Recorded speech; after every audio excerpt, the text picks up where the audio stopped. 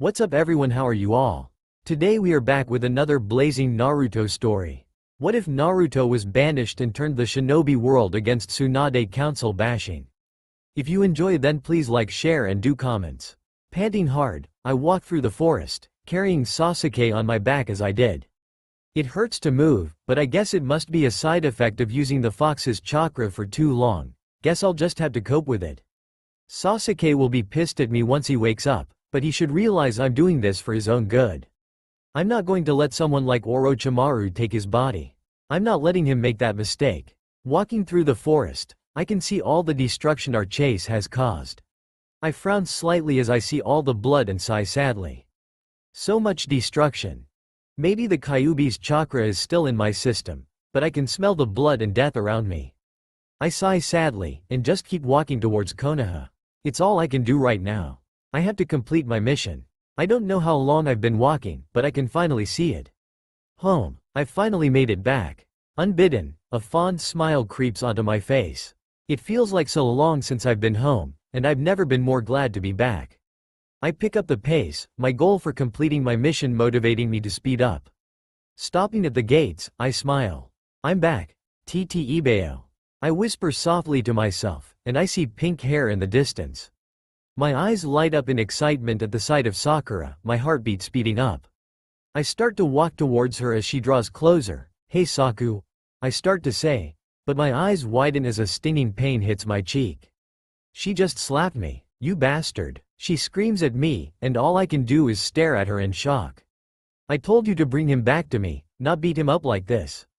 I hate you, you monster. With that said, she tore Sasuke from my grip. I didn't even resist as I felt my heart shatter into a million pieces.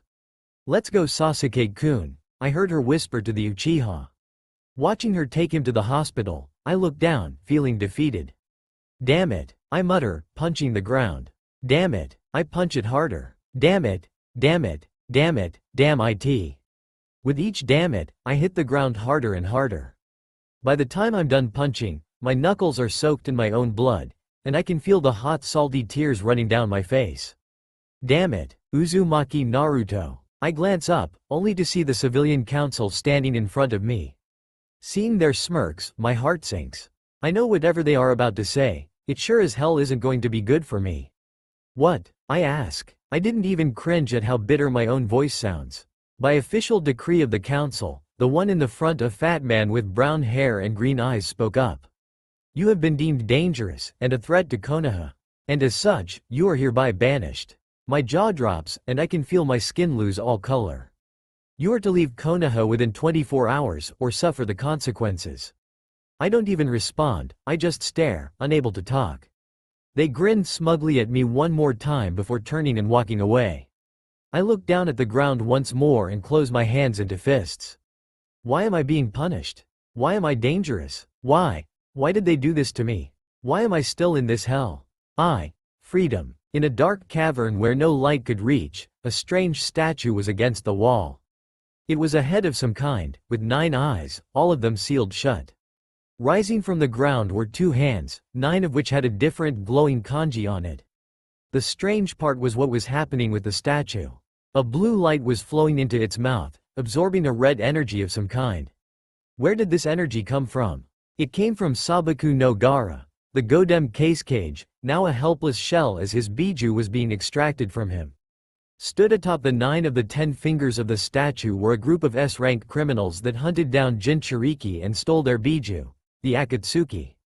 It was difficult to tell them apart from a distance, as they all wore the uniform, a black cloak with red clouds on it.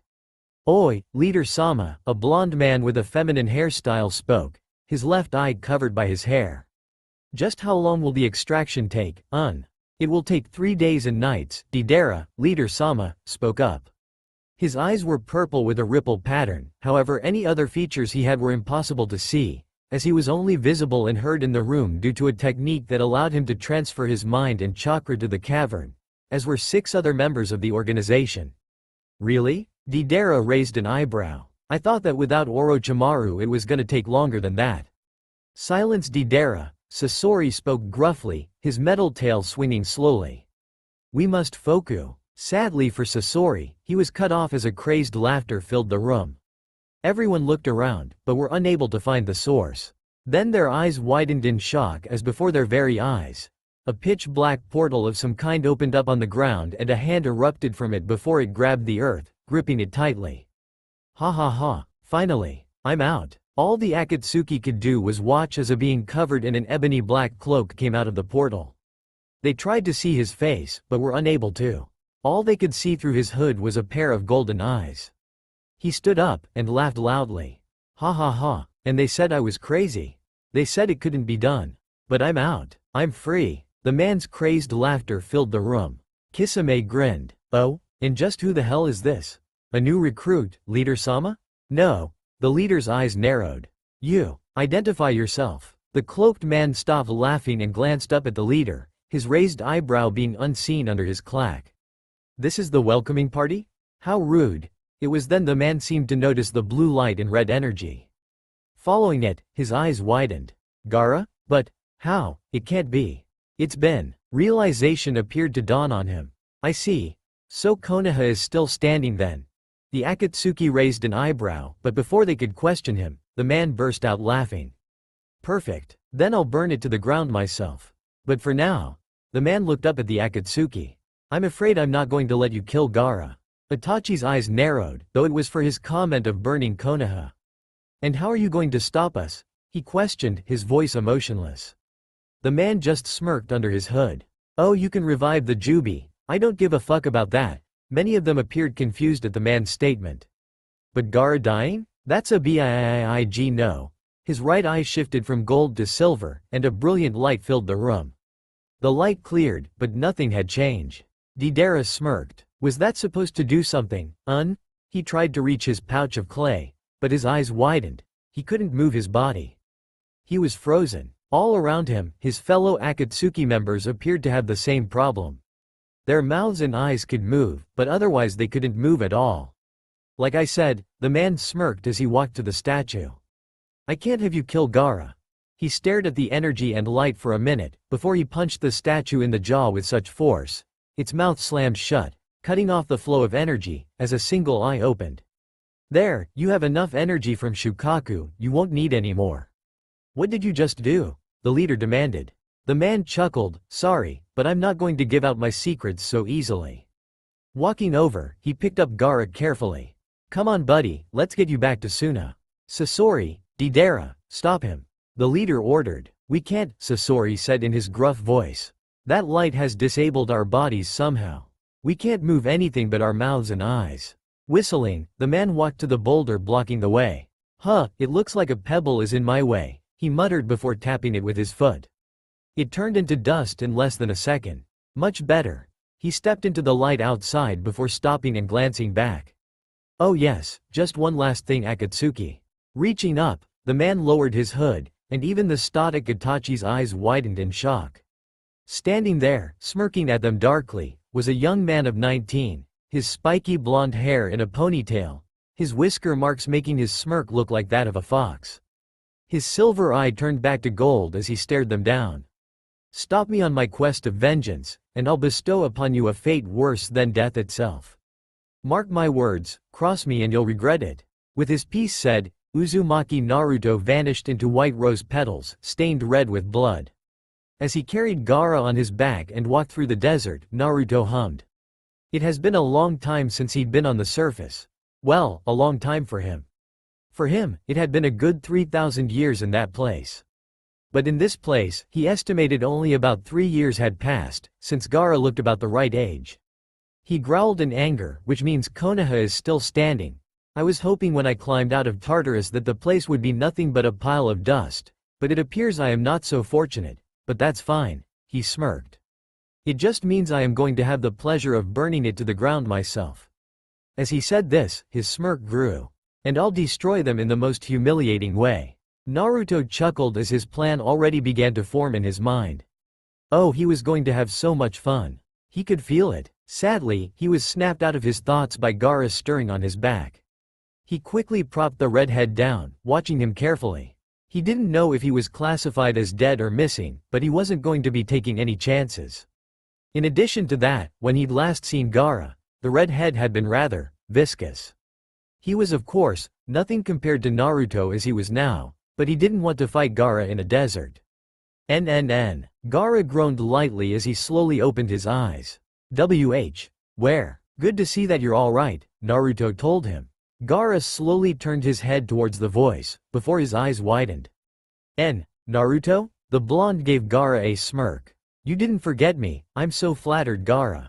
Akatsuki. Saved you from them. He shrugged like it wasn't that big of a deal. Since you woke up so fast, it's safe to assume they'd only just started extracting Shukaku from your body. If I showed up any later, you'd have been out a lot longer. But how? Did I find you? Naruto cut off Gaara, who just nodded. I was trying out a new technique I created, and I ended up right in the cavern where they were extracting Shukaku. This was not a lie. Naruto had indeed been trying out his new technique in order to escape Tartarus. It was pure coincidence that he climbed out where Gaara had been getting extracted by Shukaku. I see, Gaara whispered. Then, thank you, Naruto. You have saved me, again. Naruto waved his hand. Bah, think nothing of it. He conveniently decided to leave out. He let the Akatsuki have just enough chakra from Shukaku to continue their plans. No, really. Thank you. Gaara gave his first friend a small smile, before it turned into a frown. Where have you been for the last 3 years? After word got out of Konoha banishing you, we sent out search parties in hopes of recruiting you to Suna, but, well, I imagine you know. We never found you. It was like you'd vanished from the world. Not inaccurate, Naruto told Gaara, making the red-haired Kage raise an eyebrow. Oh, I'll tell you about it later, he promised. But for now, how about we get you back to Suna, eh? Gaara nodded and shakily began to stand, only to start falling. Naruto caught him. I'm still too weak to stand. Gaara muttered. How disgraceful for a Kage to return to his people in such a state. Kage? Naruto raised an eyebrow. Gaara nodded and the blonde grinned. Well, congratulations. Knew you had it in ya. He hoisted Gaara into his back, grinning. Now come on, Kage-sama. You gotta pay me back for saving your life, and I think a bowl of ramen should do. I haven't had one in years. The Kage couldn't help but chuckle. I'm glad to see you haven't changed. Oh, I've changed, Naruto told Gaara, offering him a smile. But enough of that, let's get you back to Suna. Naruto bowed his head, letting his hood shadow his face as he began to trek back to Suna, all the while Gaara having a small smile on his lips. It was good to have his brother back. Ever since Naruto had been banished from Konoha, things had taken a turn for worse. Nearly the alliances Konoha had built up had been shattered. The Wave stopped working with them and began a trade agreement with Kiri.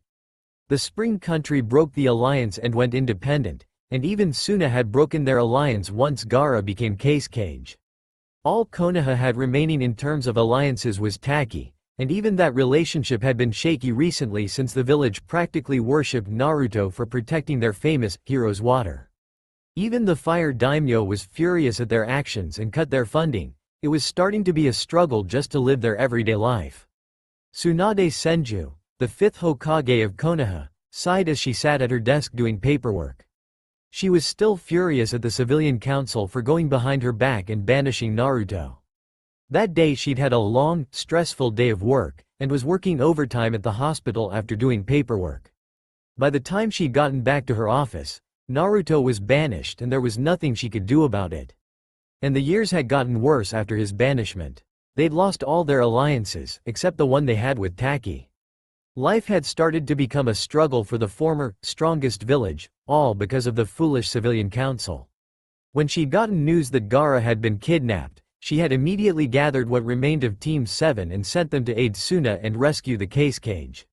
She didn't think in any uncertain terms that this would help renew their alliance with Suna, but she hoped that it would be the building blocks to fixing the broken bridge between them. Truthfully though, Tsunade knew that Konoha was doomed ever since Naruto was banished. What was more distressing was the fact even Jiraiya, who arguably had the best spy network in the elemental nations, was able to find him. Naruto had vanished off the face of the earth. And truthfully, the thought of what he could have been up to terrified her. We are not here to fight you, Kakashi tried to explain to Baki at the entrance of Suna. We are here to aid you in your search for Kage-sama.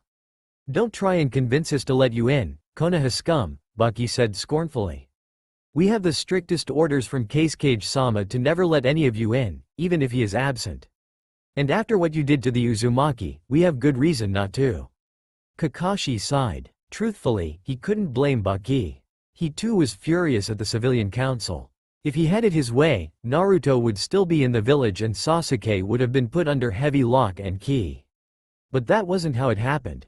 Naruto was banished, and the civilians made sure all Sasuke got was a tap on the wrist saying, "Don't do it again." The civilians were all fools, all the ninja in the village knew it damn well. Even Sasuke himself was furious at what the civilians had done, but he was powerless. Entirely so. The only ninja in the village who didn't object to the civilians was Sakura. Speaking of the pink-haired banshee, she snorted at Baki's words. And why should anyone care about that loser? She asked him. He was nothing compared to Sasuke-ku. Sakura, Sasuke cut in, glaring at the girl. Shut up. Anything for you, Sakura squealed out happily as Sasuke spoke to her. Sasuke suppressed a groan. Ever since he'd recovered, though Tsunade never said it, he'd been monitored by Anbu. He wasn't going to leave anyway. Naruto had shown him that Orochimaru was not the path to defeating his brother. He wasn't even able to thank the blonde before he was sent away. Since that moment, he'd become a loyal ninja under Tsunade, and swore to do everything in his power to overturn the civilians' decision regarding Naruto and have him return. Sasuke turned to Baki. We are aware our alliance is shaky, he said as calmly as he could. But we request entrance. Have your sand watch us if you must, we promise not to cause a ruckus. For the last time, Baki snapped. No means N. Baki-sama, one of the guards said, his eyes narrowing in the distance. Two people are approaching. A man with a cloak, and he is carrying a person on his back. Akatsuki, Baki snarled. Prepare our ninja. He may very well have Kazekage-sama, we will retrieve him. Kakashi tried to talk. We are willing to offer our assistance. Baki cut in. Don't bother, we've seen what Konoha does to people who do their missions. Yar, a lazy voice said, and they all looked with wide eyes. Standing there was a man in a pitch-black cloak and a hood obscuring his face. On his back was none other than Gaara himself, looking awfully amused. No need to gather your shinobi, I mean you no harm, he shifted his gaze to the Konoha shinobi. Well, none of you Suna shinobi. Release Kazekage-sama, Baki demanded. And perhaps we will not attack you. Akatsuki SCU. Baki, Gaara cut in. This man is not a member of Akatsuki. In fact, he saved my life. Had he been even a little later, I may not be here alive. Baki's eyes widened, as did the eyes of the Konoha shinobi, and he bowed his head. I apologize, sir. We have been very concerned for Kazekage-sama after his kidnap, and I jumped to the wrong conclusion. The man waved it off. Ma, no need to worry about it. Honestly, it was more of a chance I was able to find Gaara. I was testing out a Jikukan jutsu and I ended up where the extraction was taking place. Kakashi's eyes shot wide. Jikukan? Nobody had dabbled in such arts since his sensei, at least not successfully. For someone like this to be using such techniques, he must be powerful. Now then, the cloaked man said, amusement laced in his voice. May I please take Gaara to a hospital? He is still rather weak, and I think he could use some treatment. Baki nodded and barked out an order for everyone to make way for the cloaked man. The man smirked softly under his cloak, his gaze shifting to the Konoha shinobi. For a brief moment, Sasuke and Kakashi saw under his hood, and what they saw was something they would never forget, even without using their Sharingan. A pair of burning golden eyes, ablaze with vengeance staring straight at them. We will meet again, Sharingan no Kakashi, Uchiha Sasuke. His eyes narrowed at the pink-haired girl. Banshee no Sakura, he said stiffly as he walked into Suna before the girl could respond. Said girl's eye twitched violently at the name was given, and she prepared to charge, before Kakashi grabbed her arm. Do not make things worse, he warned her coldly. The mission is a failure. We're heading back to Konoha. As they all turned and began to walk away, Sasuke spared one glance back at the man's retreating form. He had a feeling that man was one who would either be his salvation, or his destruction. Only time would tell. Deep within the black abyss known as Tartarus, a woman sat on a throne, her legs crossed and a hand on her cheek as she sat there, bored. She had long, flowing hair that split into two colors, brown and pink, with white streaks going through her pink hair. Her eyes flickered to different colors, and they were never the same color. One was pink, or brown, or white, but the two eyes never shared a color. She wore a white jacket with a pink interior, brown pants, and black and white boots with very high heels. Under her jacket was a brown corset, curved in the middle and at the bottom, exposing her hips. She also wore a multitude of necklaces, which hung haphazardly around her neck. Right now, she was waiting patiently for news on her lover's latest experiment. Honestly, she thought he was being crazy with his idea, as what he was attempting had never been done, though she would support him the whole way. It had been 3 days since he'd vanished to try his little experiment, and she should be getting news any. "Lady Neo," a girl's voice called to her. "Second, it's about time," she said. Her voice was small and matched her small stature. It was rather cute, though it held an underlying promise of pain. "And where is my foolish husband?" About that, the girl stepped into view. She had short black hair, and wore what seemed to be a black yukata with a white one under it, with a sheathed sword at her hip. Her purple eyes showed shock, fear and excitement within them. "Well?" Neo raised an eyebrow. "I am waiting, Rukia. Where is my husband?" The experiment was a success, Lady Neo," Rukia told her finally. Neo froze, her eyes widening in shock.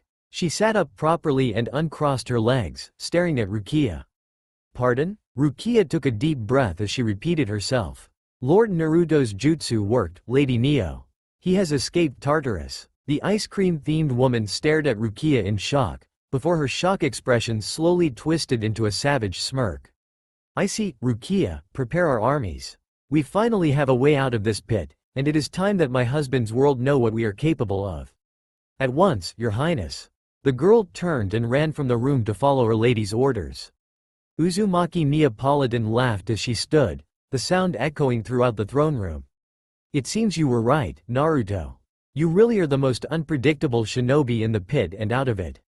She grinned savagely, her dual-colored eyes flickering wildly. "And soon, all worlds shall bow to us. Nobody shall stop us in our quest." Her smirk turned cruel as her body glowed with a pale pink light. "Nobody." By the second hour after my return with Sasuke, I was walking out of the village with only a backpack full of scrolls that I'd sealed all my things into, and the clothes I was wearing. I was still feeling numb. Banished? Just like that? I'd given so much for this village, done so much to protect it and help it prosper, and this is how I was repaid. Well, fuck them, I thought to myself angrily as I marched out of the village, heading into the forest. I'd find my own path in life. I'd become so powerful and awesome that there's no way they wouldn't want me back. I'd make damn sure of it. I guess it was these thoughts that motivated me to walk so much. It was only halfway through my thoughts I realized I had nowhere to go, or stay. I ran through a list of places I could go to. Maybe Suna, I mused, before shaking my head. No, they are allied with Konoha, they just turned me in. Maybe Taki? No, same issue, the Spring Country? Too far. I hummed in thought, before snapping my fingers. I got it, I declared happily. I'll head to the wave. They treat me like I'm a hero there, and I did promise Inari I'd visit him. That settles I. Before I could finish the words, I felt a shift in the air and looked around for an enemy. I didn't know why, my instincts reacted in place of thoughts. I was too late to think that I should look down. Suddenly, I felt like I was sinking. Panicked, I looked down and my eyes widened as I seemed to be falling into some black pit. I did my best to try and claw my way out, but I couldn't. I just kept sinking. And sinking, and sinking, and before I knew it, all I could see was darkness. Not just the darkness of the pit I was now trapped in, but the darkness I'd been locking away in the depths of my broken heart. 2. Building a kingdom. Naruto hummed as he sat outside of Gaara's room, waiting for the doctors to tell him that Gaara was well enough for visitors.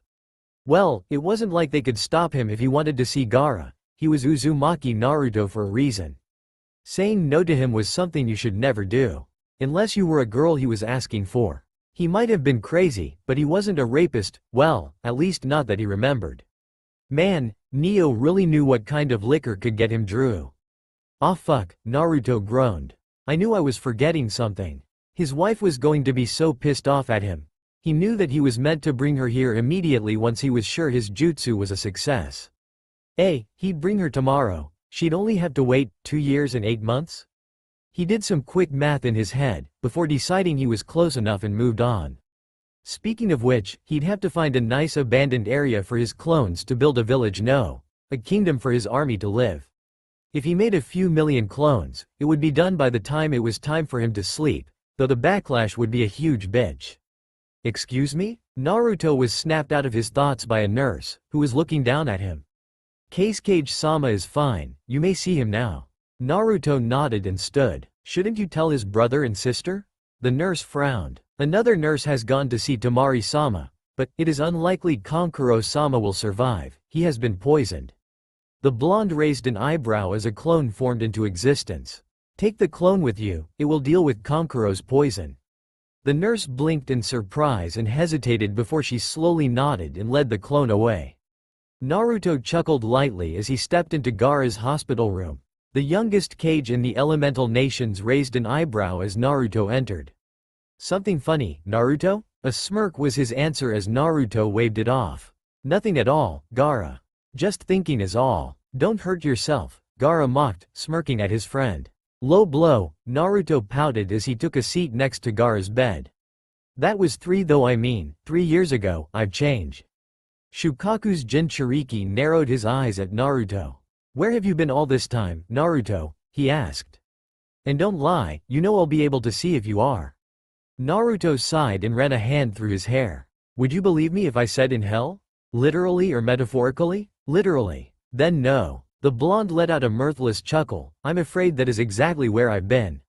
He took a breath as he began his story. Not long after being banished from Konoha, I suddenly found myself being dragged into some kind of pit.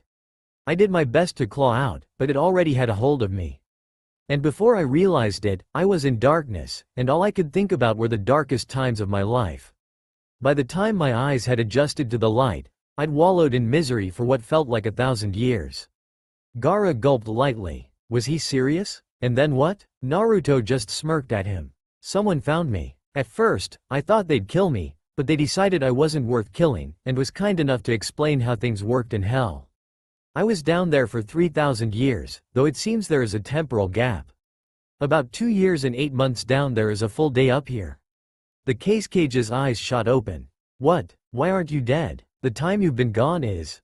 The Jinchuriki of 9 smirked. Anyone who is dragged into Tartarus, the pit I resided in, is granted a form of immortality. We can die in battle, but we only age to the prime of our life, and then our bodies stop aging. This is so we can suffer for all eternity in the pit. Escape is meant to be impossible. But you got out, Gaara mentioned. Naruto gave Gaara a fanged smirk, his golden eyes shining with amusement. I'm Uzumaki Naruto. Nothing is impossible for me.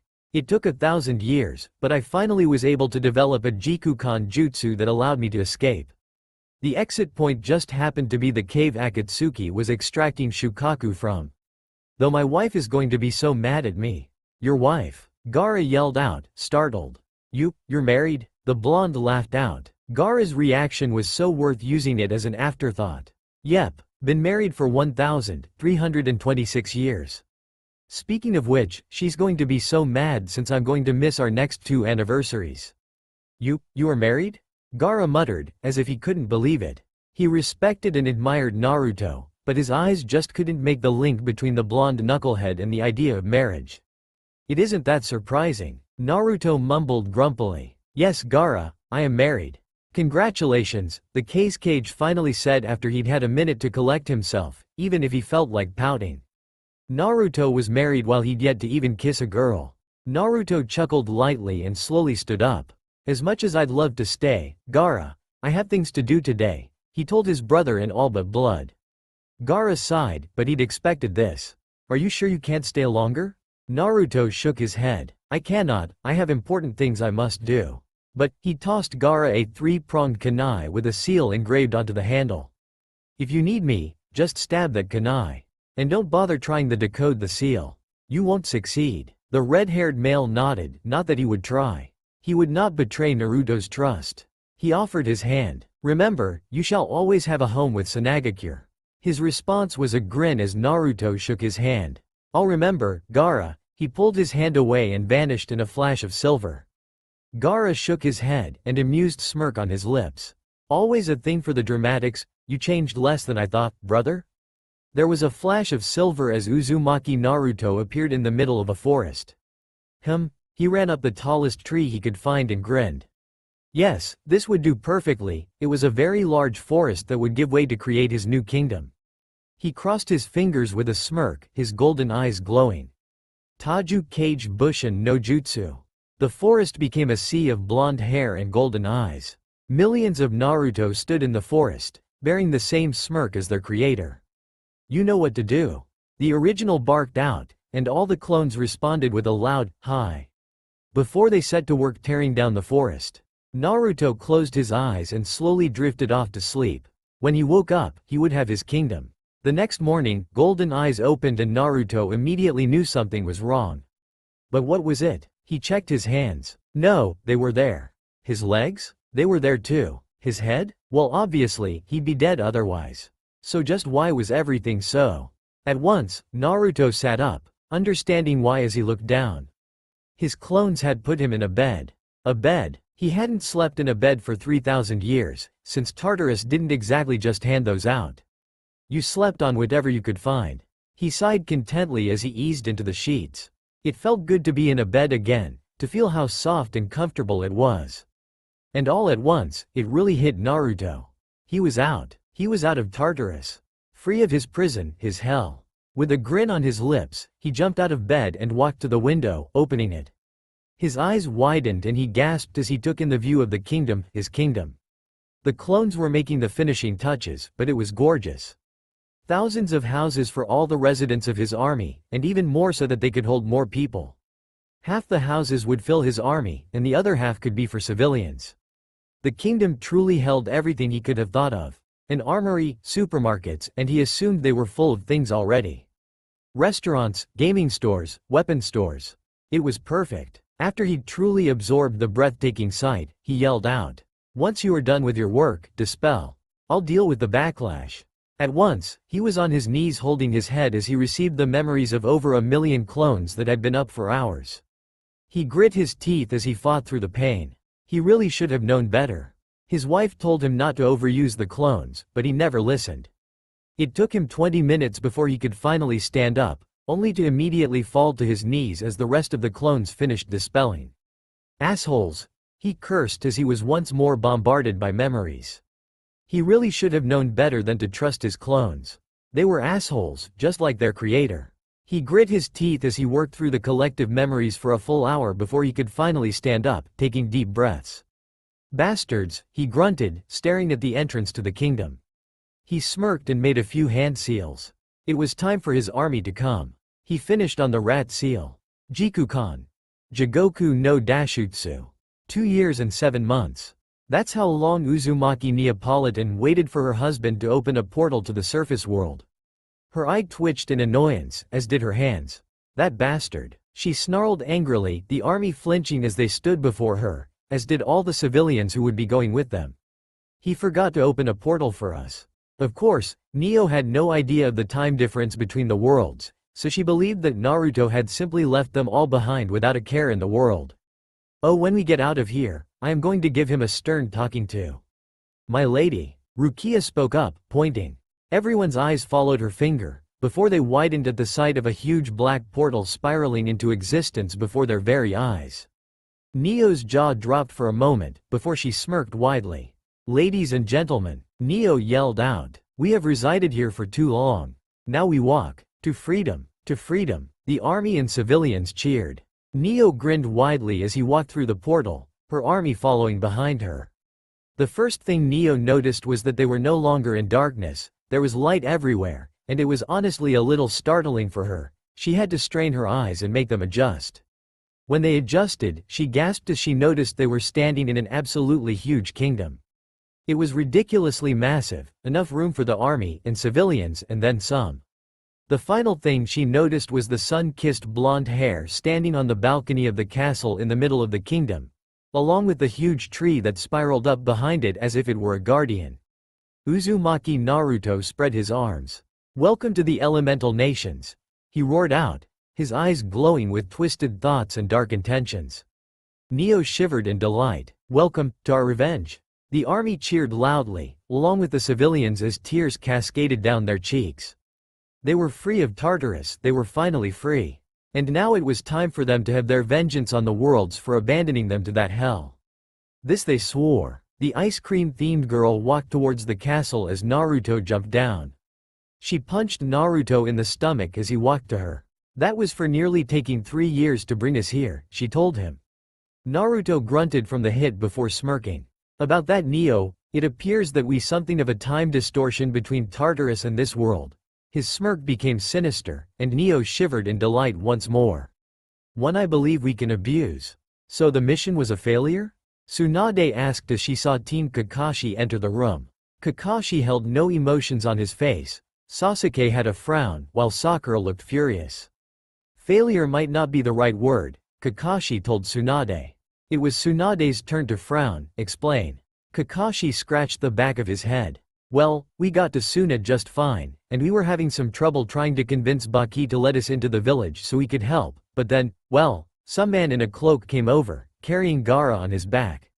Tsunade's eyes widened. Pardon? Did you just say that a random man walked to Tsuna holding Gaara? He somehow took Gaara from the Akatsuki's clutches? It was incredible that it could happen, to say the least. Kakashi nodded. I believe so, yes. But what was more surprising was that Gaara seemed very familiar with the man. They seemed like family. Instantly, hope ignited in Tsunade's heart. Could it be? What did the man look like? We couldn't get a good look at his face, Sasuke spoke up. It was like the cloak was obscuring his face from the darkness, and I never looked with my Sharingan because I didn't want to seem hostile. But I could see a pair of golden eyes under his cloak. I see, the Hokage forced herself to quell the disappointment she felt. She was hoping that the man could have been Naruto. And how did he act? Did he speak at all? He was an asshole, Sakura screamed. He called me. Sakura, Sasuke cut in. Shut up, he ordered, glaring at her with his Sharingan. Instantly, the pinkette flinched back and nodded, afraid of angering Sasuke any further. She didn't know why, but Sasuke was very hostile towards her. Of course, she blamed Naruto, but he'd been gone for 3 years and his attitude had not ceased. Sasuke turned back to Tsunade, his Sharingan turning off. He acted similar to how Kakashi does when he's late. He was very nonchalant about his arrival, and calmly told everyone to be calm. He glared at Kakashi, Sakura, and myself, and I could almost taste the hatred he had for the three of us. Like he had some personal grudge to be held. Tsunade nodded slowly, filing away this information in her mind. Any news on his abilities? At all? He claimed to be proficient in Jikukan ninjutsu, saying he was experimenting with one and that was how he stumbled onto the place Gaara was being held captive. Kakashi informed Tsunade slowly. It could have just been him boasting, but considering that we are certain Gaara was taken by Akatsuki, the chances of him being a liar are unlikely. We know he must be skilled if he could take Gaara back. The blonde Hokage leaned back as she considered Kakashi's words. If this was the case, there was a man out there who was at a great level in Jikukan ninjutsu. Along with that, he seemed to hold a vendetta against Team Kakashi, or possibly Konoha as a whole. She thought it might be Naruto, but she quickly wrote it off as Naruto's eyes were blue, and when he was angry they should have turned red just like the Kyuubi's. One last thing, Tsunade said finally. Did any of you spot him? Kakashi sighed and shook his head. She nodded, as if she'd expected it. Very well, you are dismissed. The three nodded and walked out of the room as Tsunade looked over a scroll Jiraiya had given her not long ago. It held only one line, but it spoke volumes. Orochimaru has been sighted moving towards Tenchi Bridge. How? A man in an orange spiral mask yelled out in anger as he looked over the cave the extraction of the Shukaku had been taking place, furious. Watching him was the Fly Trap Akatsuki member, Zetsu. I spent years searching for him, he growled, his voice livid. And he suddenly pops out with such power. It is inconceivable. I knew I should have killed him the instant I realized Minato's intentions to seal the Kyuubi into the boy. And yet you did not, Black Zetsu spoke up. And now we have a Jinchuriki that shall be just as hard to catch as the Hachibi. What are we gonna do? White Zetsu asked the masked man, curiosity lacing his voice. The masked man took a deep breath, his Sharingan spinning furiously from the only hole in his mask. We shall have to make do. Suna shall be prepared for another attack, and we cannot risk so many of our members. The amount from the Shukaku should be enough for the Jubi's revival, since the eye is open. Black Zetsu frowned slightly. Yes, another question, just how did the Kyuubi Jinchuriki find out about the Jubi? There is almost no recorded history of it, and to learn of it one must read the Uchiha's stone in their secret underground meeting place. And they must have the eternal Mangekyo Sharingan, which the boy cannot have. If I knew, we wouldn't be having this conversation, the masked man snorted. We shall proceed with the plan as normal, and keep your ears and eyes out for the Sanbi. It should be revived by the time we have grabbed the Nibi Jinchuriki. Understood. Zetsu nodded as a whole as he sunk into the ground. Nobody shall stop peace, the masked man growled, his Sharingan morphing into its Mangekyo state. Nobody. Slowly, after what felt like a millennia of wallowing in my misery, I could feel my eyes adjust to the darkness. The first thing I noticed was that I wasn't dead. At least, I could feel my heart beating and the chakra coursing through my veins. What I did notice made me throw up. I was standing on rocky terrain, covered with blood and bodies everywhere I look. Organs, limbs, eyes, tongues, everything imaginable. It was a massacre. Luckily for me at least, it seemed to have been a long time since the massacre. The blood was dried, and the organs were shriveled up. The eyes were dried out, and the tongues were a pale color. Taking a deep breath as I settled my stomach, I looked around to be sure that I was the only one here. Once I confirmed I was, I clutched my stomach and grabbed my bag as I quickly fled the scene. I'd never felt so physically ill before, except for the time I drunk that off milk a few days after I kicked Mizuki's ass. Mizuki, that was someone I hadn't thought of in a long time. I hated him, but at the same time I was grateful. Without him, I wouldn't have ever become a shinobi. In my own, weird way, I guess I owed my career to him. I was so lost in my thoughts, I didn't notice someone walk up to me and hold their sword to my stomach until it punctured my clothing. I froze, and quickly looked at my attacker. Imagine my surprise when I saw it was a girl that was about 2 inches taller than me, however that was likely due to her heels. Without them, she might have been the same height as me. Her appearance was strange. She had hair that was half pink, half brown, with white streaks on the pink side. Her eyes changed every time she blinked, sometimes brown, sometimes pink, and sometimes white. Though no two eyes were the same color.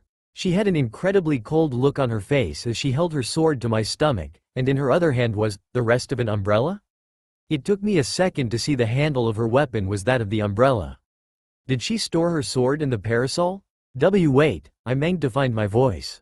Do you know where we are? I asked her. Her eyes seemed to widen in surprise. She opened her mouth to speak before she closed it and let out a silent sigh in annoyance. She carved words into the ground, which I read as, "Are you new here?" Why yeah, I nodded an affirmative. Where are we? She swiped her boot through the ground and carved the word, Tartarus. I mouthed the word, Tartarus? What's that? She frowned and seemed to think for a moment before she carved the word, hell. Immediately, my eyes shot open.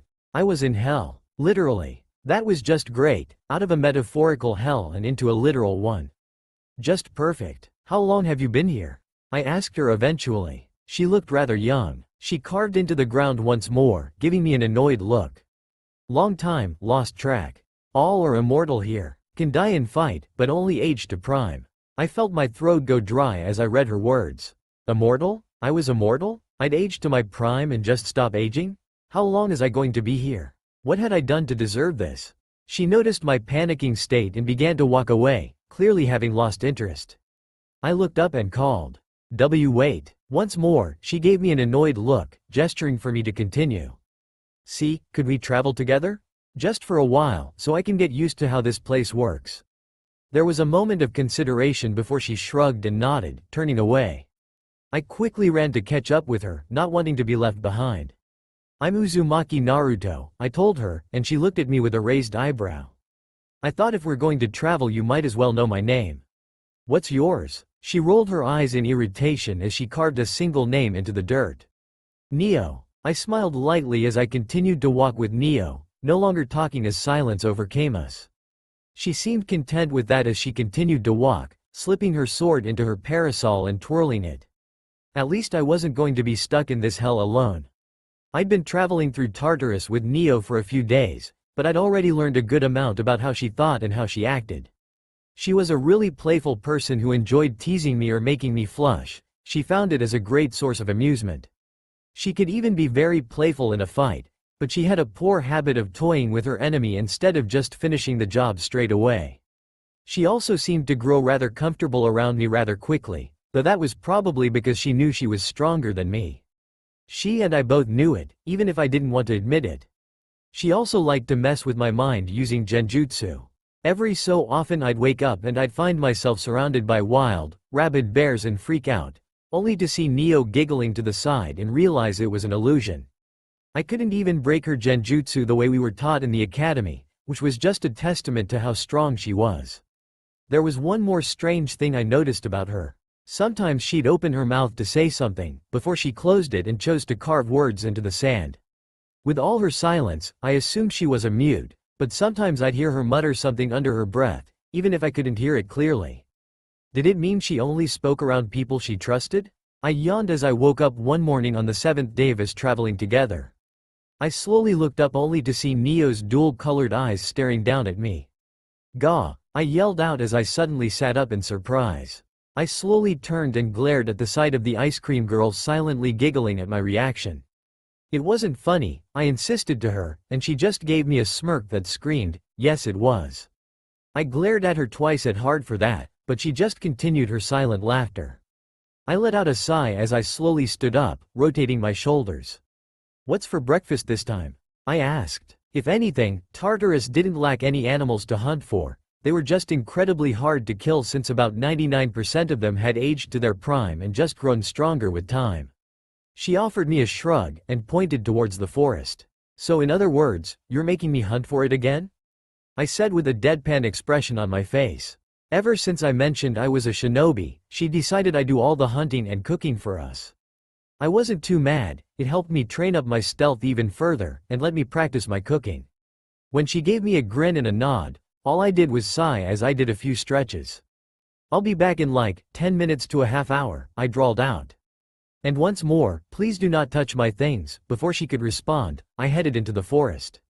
It took me a little while, but I was able to find a few rabbits.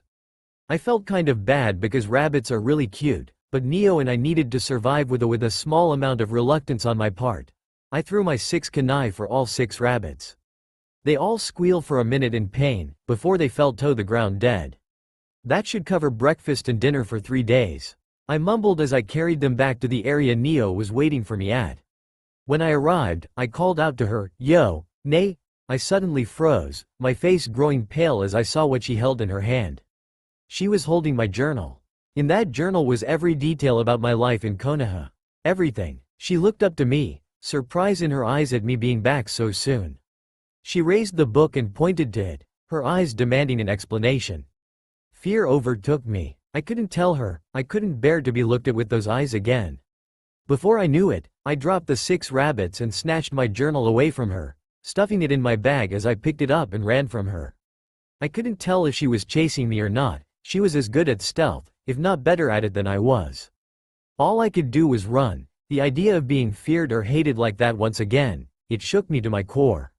I must have ran for a full hour before I stopped, looking around. There was no sign of Neo.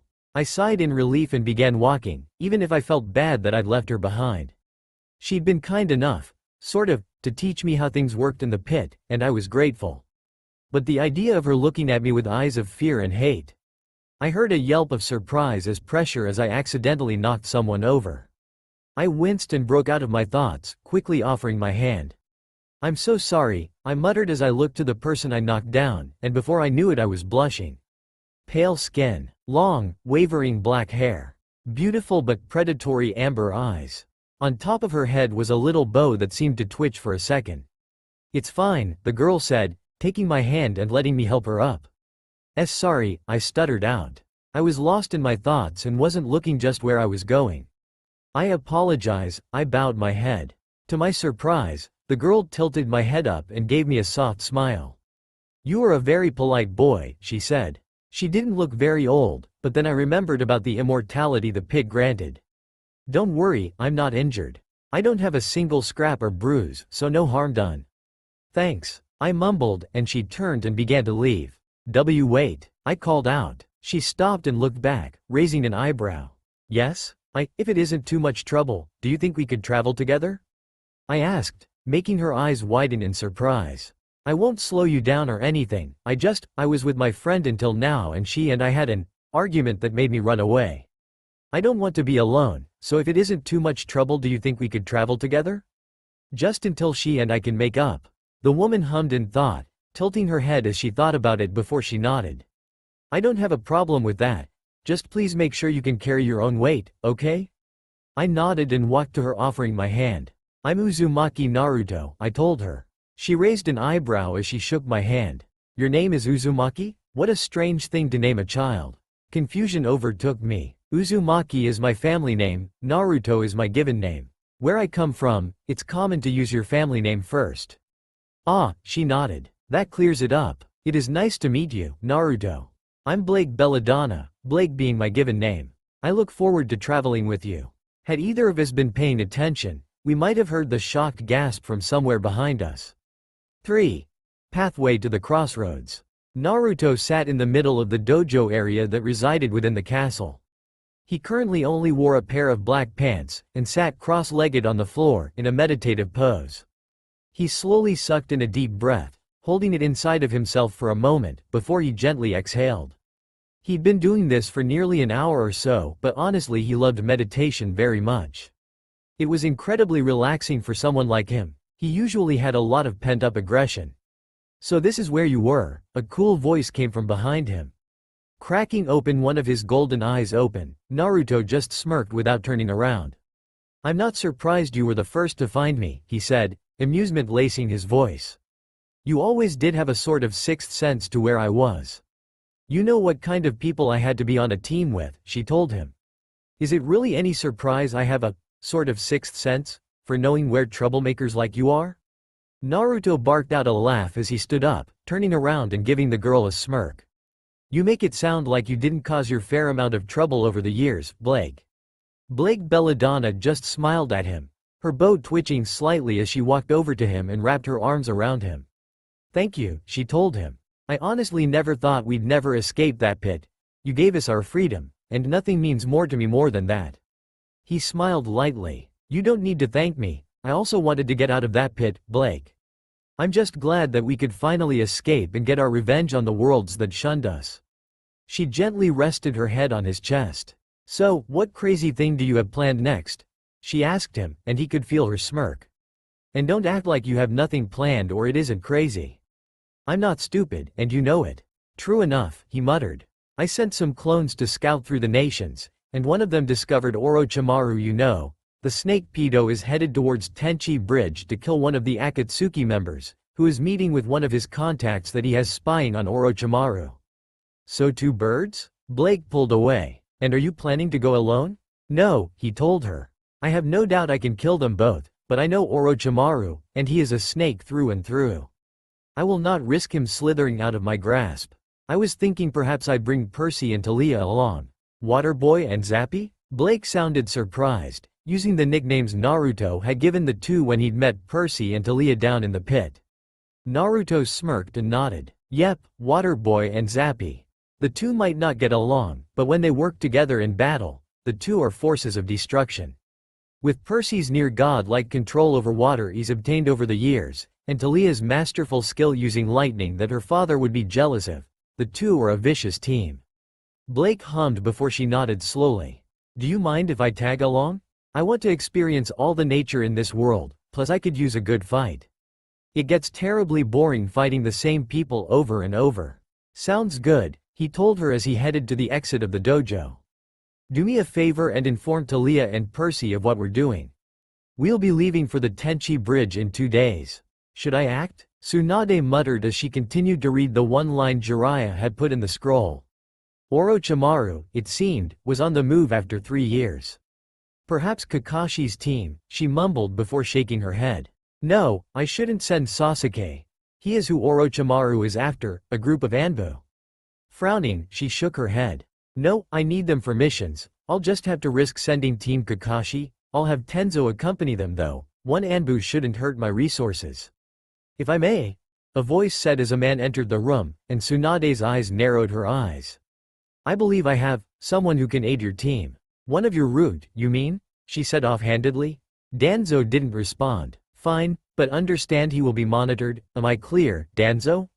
Of course, Princess Tsunade, the Yami no Shinobi said as he turned and left the room, no emotions visible on his face.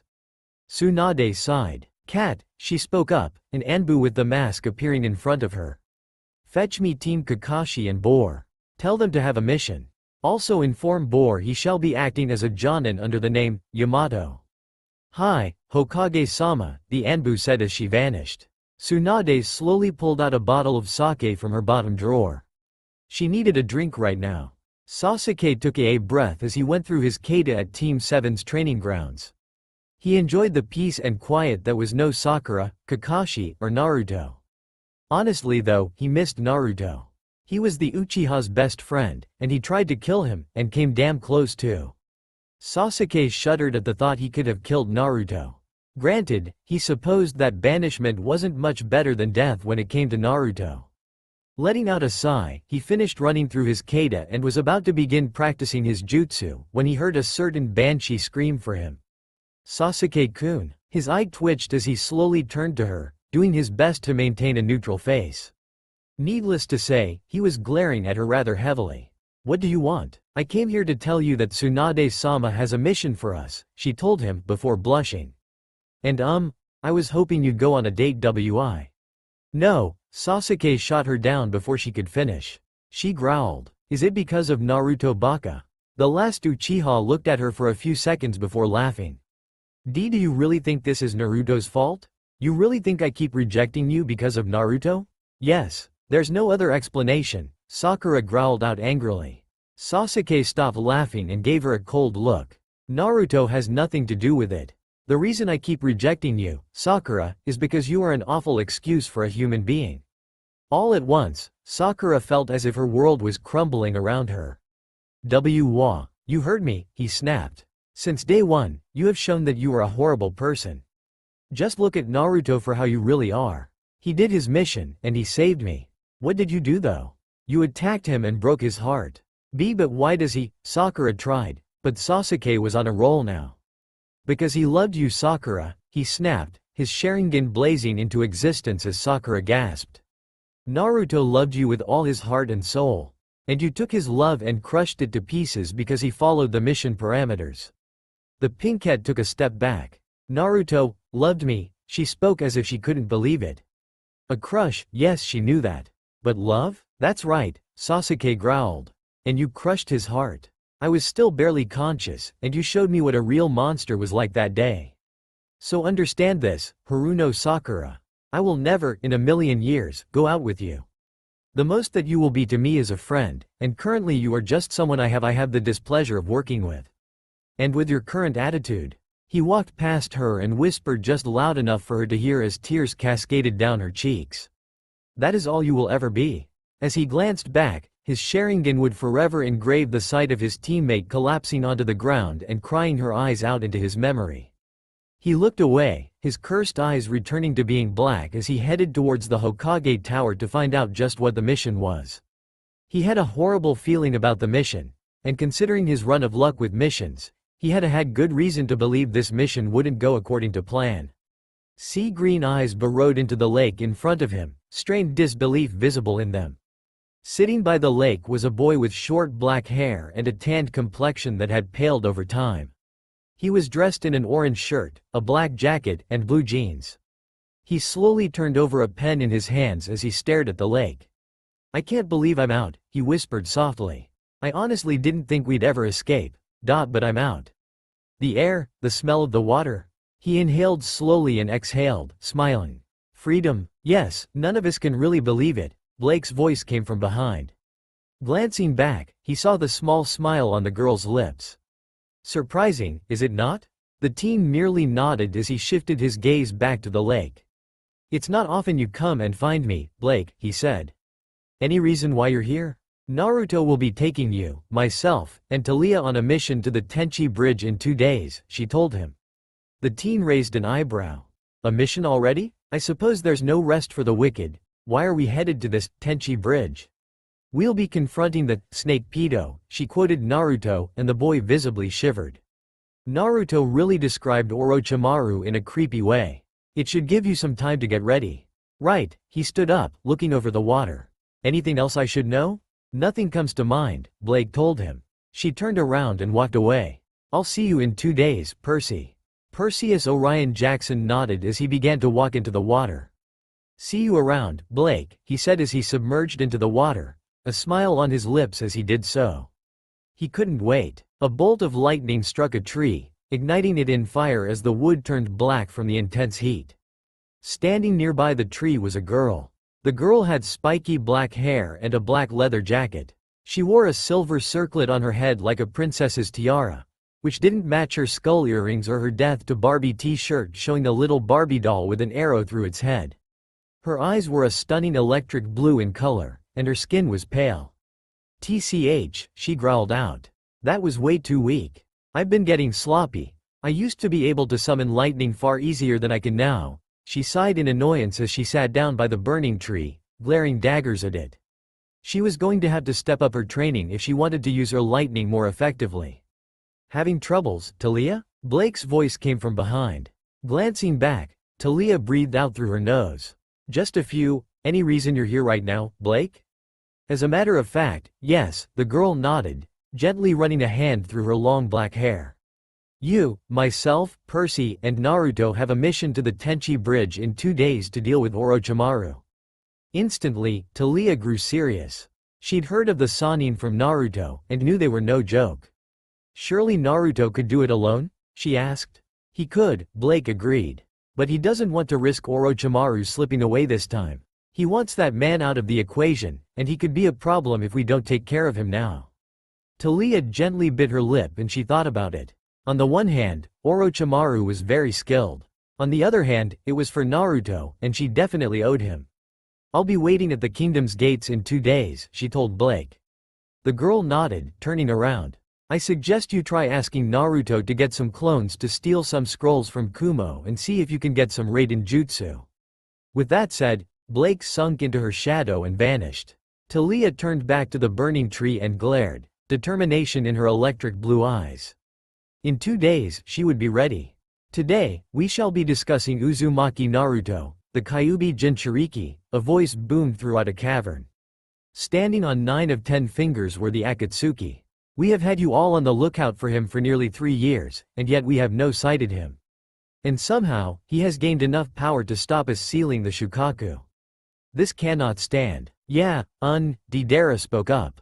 He did some creepy flash of silver and none of us were able to move until he was gone with the Jinchuriki, We must learn more about the Jinchuriki, the man with ringed eyes repeated. Sasori, have your spies keep a lookout for him from now on. Understood, Leader Sama, Sasori's gruff voice came.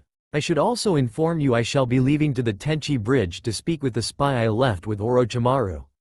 I plan to ask for his movements, in hopes we can retrieve the ring he took with him when he left. The man nodded, see that you do. Also, in light of this, we shall be bringing a new member into the Akatsuki, a new person materialized on the final finger. Welcome, Toby. The man dubbed Toby, jumped up and down. Toby is so excited to be in the Akatsuki.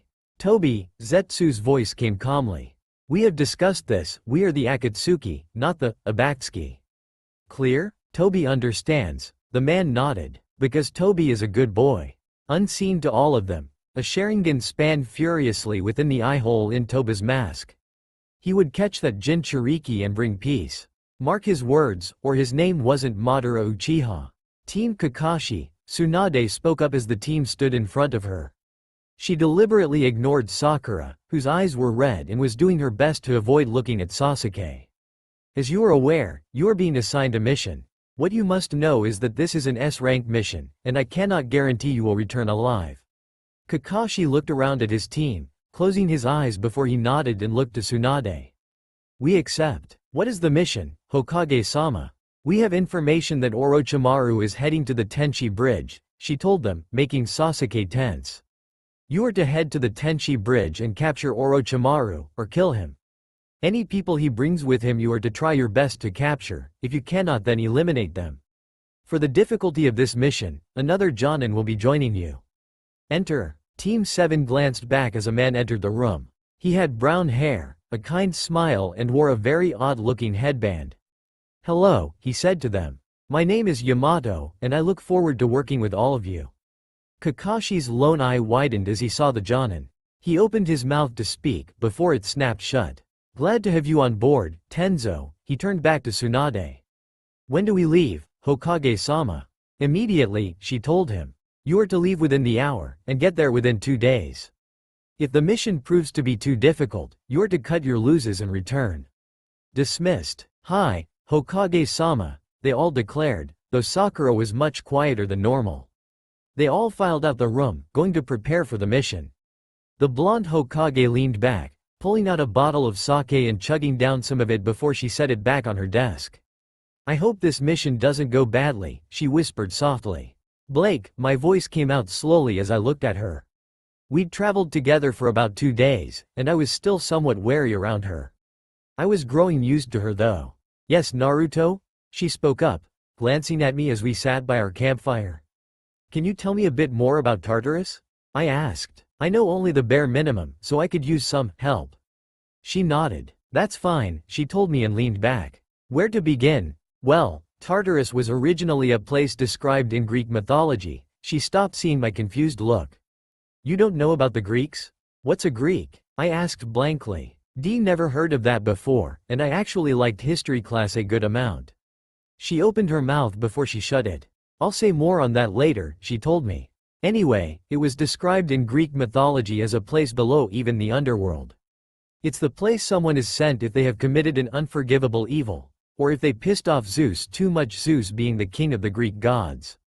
I nodded, and Blake continued. "It originally was just as described, the ultimate punishment for all vile sinners, and the place all monsters from those myths were sent to after death, although they eventually reform in the surface world. But at some point, things changed." Blake's tone darkened. "For some unknown reason, Tartarus began to grow restless, as the Greek gods faded after the years.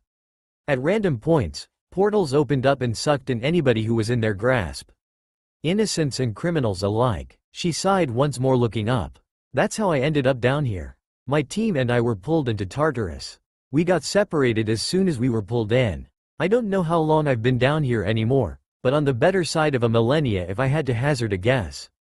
I looked at her with sympathy, and also shock. 1,000 years? It never occurred to me about the immortality we got down here, but 1,000 years, I didn't think I could live so long alone without going insane. On top of that, she hadn't found her team in that 1,000 years. Was this my destiny too? Was I going to be trapped down here, wandering through this endless abyss by myself? For all of time? "No," I whispered. "What?" Blake looked at me. I looked at her, my face defiant. "No, I won't let that happen. I won't let you be alone anymore, Blake." I couldn't stand it. The thought of someone being apart from their friends, their family. "Naruto," she tried to say. "I promise you," I interrupted. "I will help you find your friends so you can all be together again. And that is the promise of a lifetime, Ibeo." I internally groaned at the verbal tick. Blake stared at me for a moment, before she giggled lightly, covering her mouth.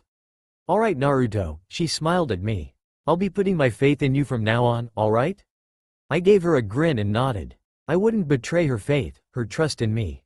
I'd sooner die before I did that to my friend? Yeah, my friend. Far behind me, though I didn't know it at the time, one brown and one pink eye glared at my back, furious at what they were seeing. 5 years. That's how long I'd been traveling with Blake since I split apart from Neo. We'd gone through what I felt must have been Tartarus in its entirety. And in that time, I'd changed. I wasn't so scrawny and small anymore. Years of needing to eat healthy had caused me to grow to an impressive height, and gotten rid of the baby fat on my body. Training had helped me put on muscle too. Sadly, I outgrew my clothes and had to ditch them. Luckily I was able to find a nice pair of jeans, as Blake called them, that I liberated from someone while they were asleep, along with a large brown cloak that covered me entirely. Currently, the two of us were headed to a large circular building. We'd heard monsters and people speaking of it for a while, but we'd finally found it. It was called the Arena. It was a place where people and monsters were locked up and forced to fight. The winner lived, the loser died. Simple as that. I didn't want to go there, but we'd heard whispers of silver eyes, and Blake said that her team leader Ruby had eyes of that color. And so, there we were headed. To go watch people fight each other while we had no wish to do so. It was for the sake of finding Blake's friend though. This is a bad idea, I whispered to her, trying to really emphasize that. I know it's a lead to your friend, but do you really think she'd be in a place like that? She might have been captured, Blake insisted to me. It doesn't hurt to at least check it out. I sighed in defeat, but nodded reluctantly as we headed into the arena and into the stands to watch the fights. I had a horrible feeling about this, and sadly these feelings usually came true. We sat there for 3 fights, but so far it had just been monster versus monster. Nothing too impressive, the Minotaur took on a Hydra, with the Hydra winning. Then it was a Cyclops fighting another Cyclops. And after that it was a Drachne against some sort of water creature, with the former winning. I was just about to suggest we leave, when suddenly a voice boomed.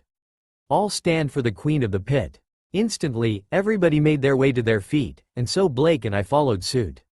The look of shock I saw on Blake's face as the Queen of the Pit came into view would be forever etched into my memory.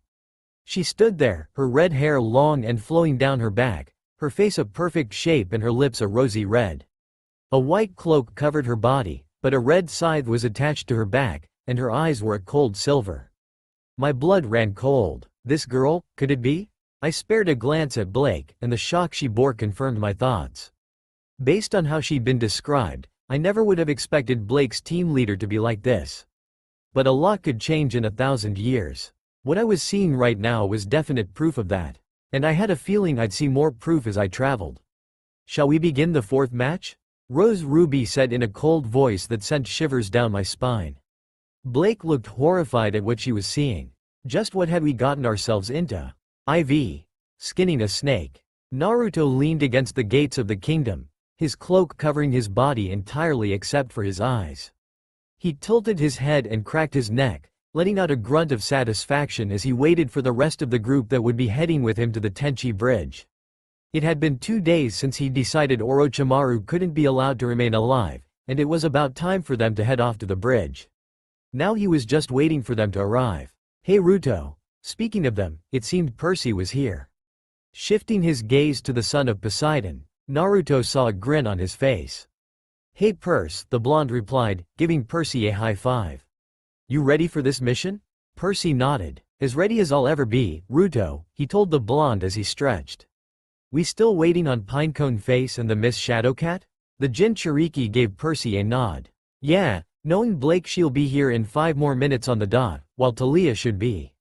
Right here? Came the voice of the woman in question. Naruto and Percy looked to her as she sauntered towards them with a smirk on her face as she twirled the long, blood-red spear in her hands, her bracelet glimmering in the sunlight. Right on time, Naruto smirked under his hood. And now we just await the kitten herself. Talia snorted lightly. It's Blake, she'll show up whenever she wants.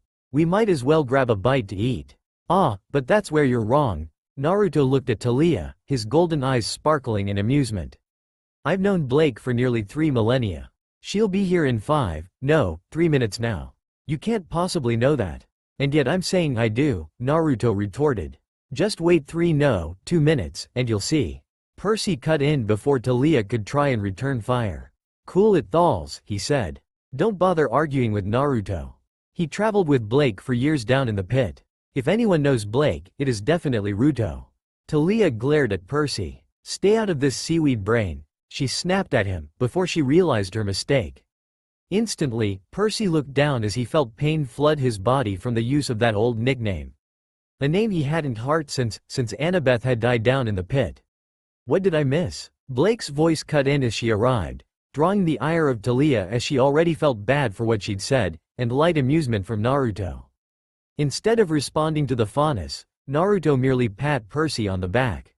She's in a better place, he told Percy lightly, who didn't respond, he just looked up with his sad, sea-green eyes. Sighing, Naruto turned away and faced towards the forest beyond the gates. Let's go, he told them. We have a snake that needs a thorough skinning. How is it you are up before us? Sasuke asked Kakashi as he walked out of the wooden house Yamato had created using his Mokuton. You are the laziest person I know, how come you get up so damn early? Ma, Kakashi's eyes smiled at Sasuke, finding his reaction somewhat amusing.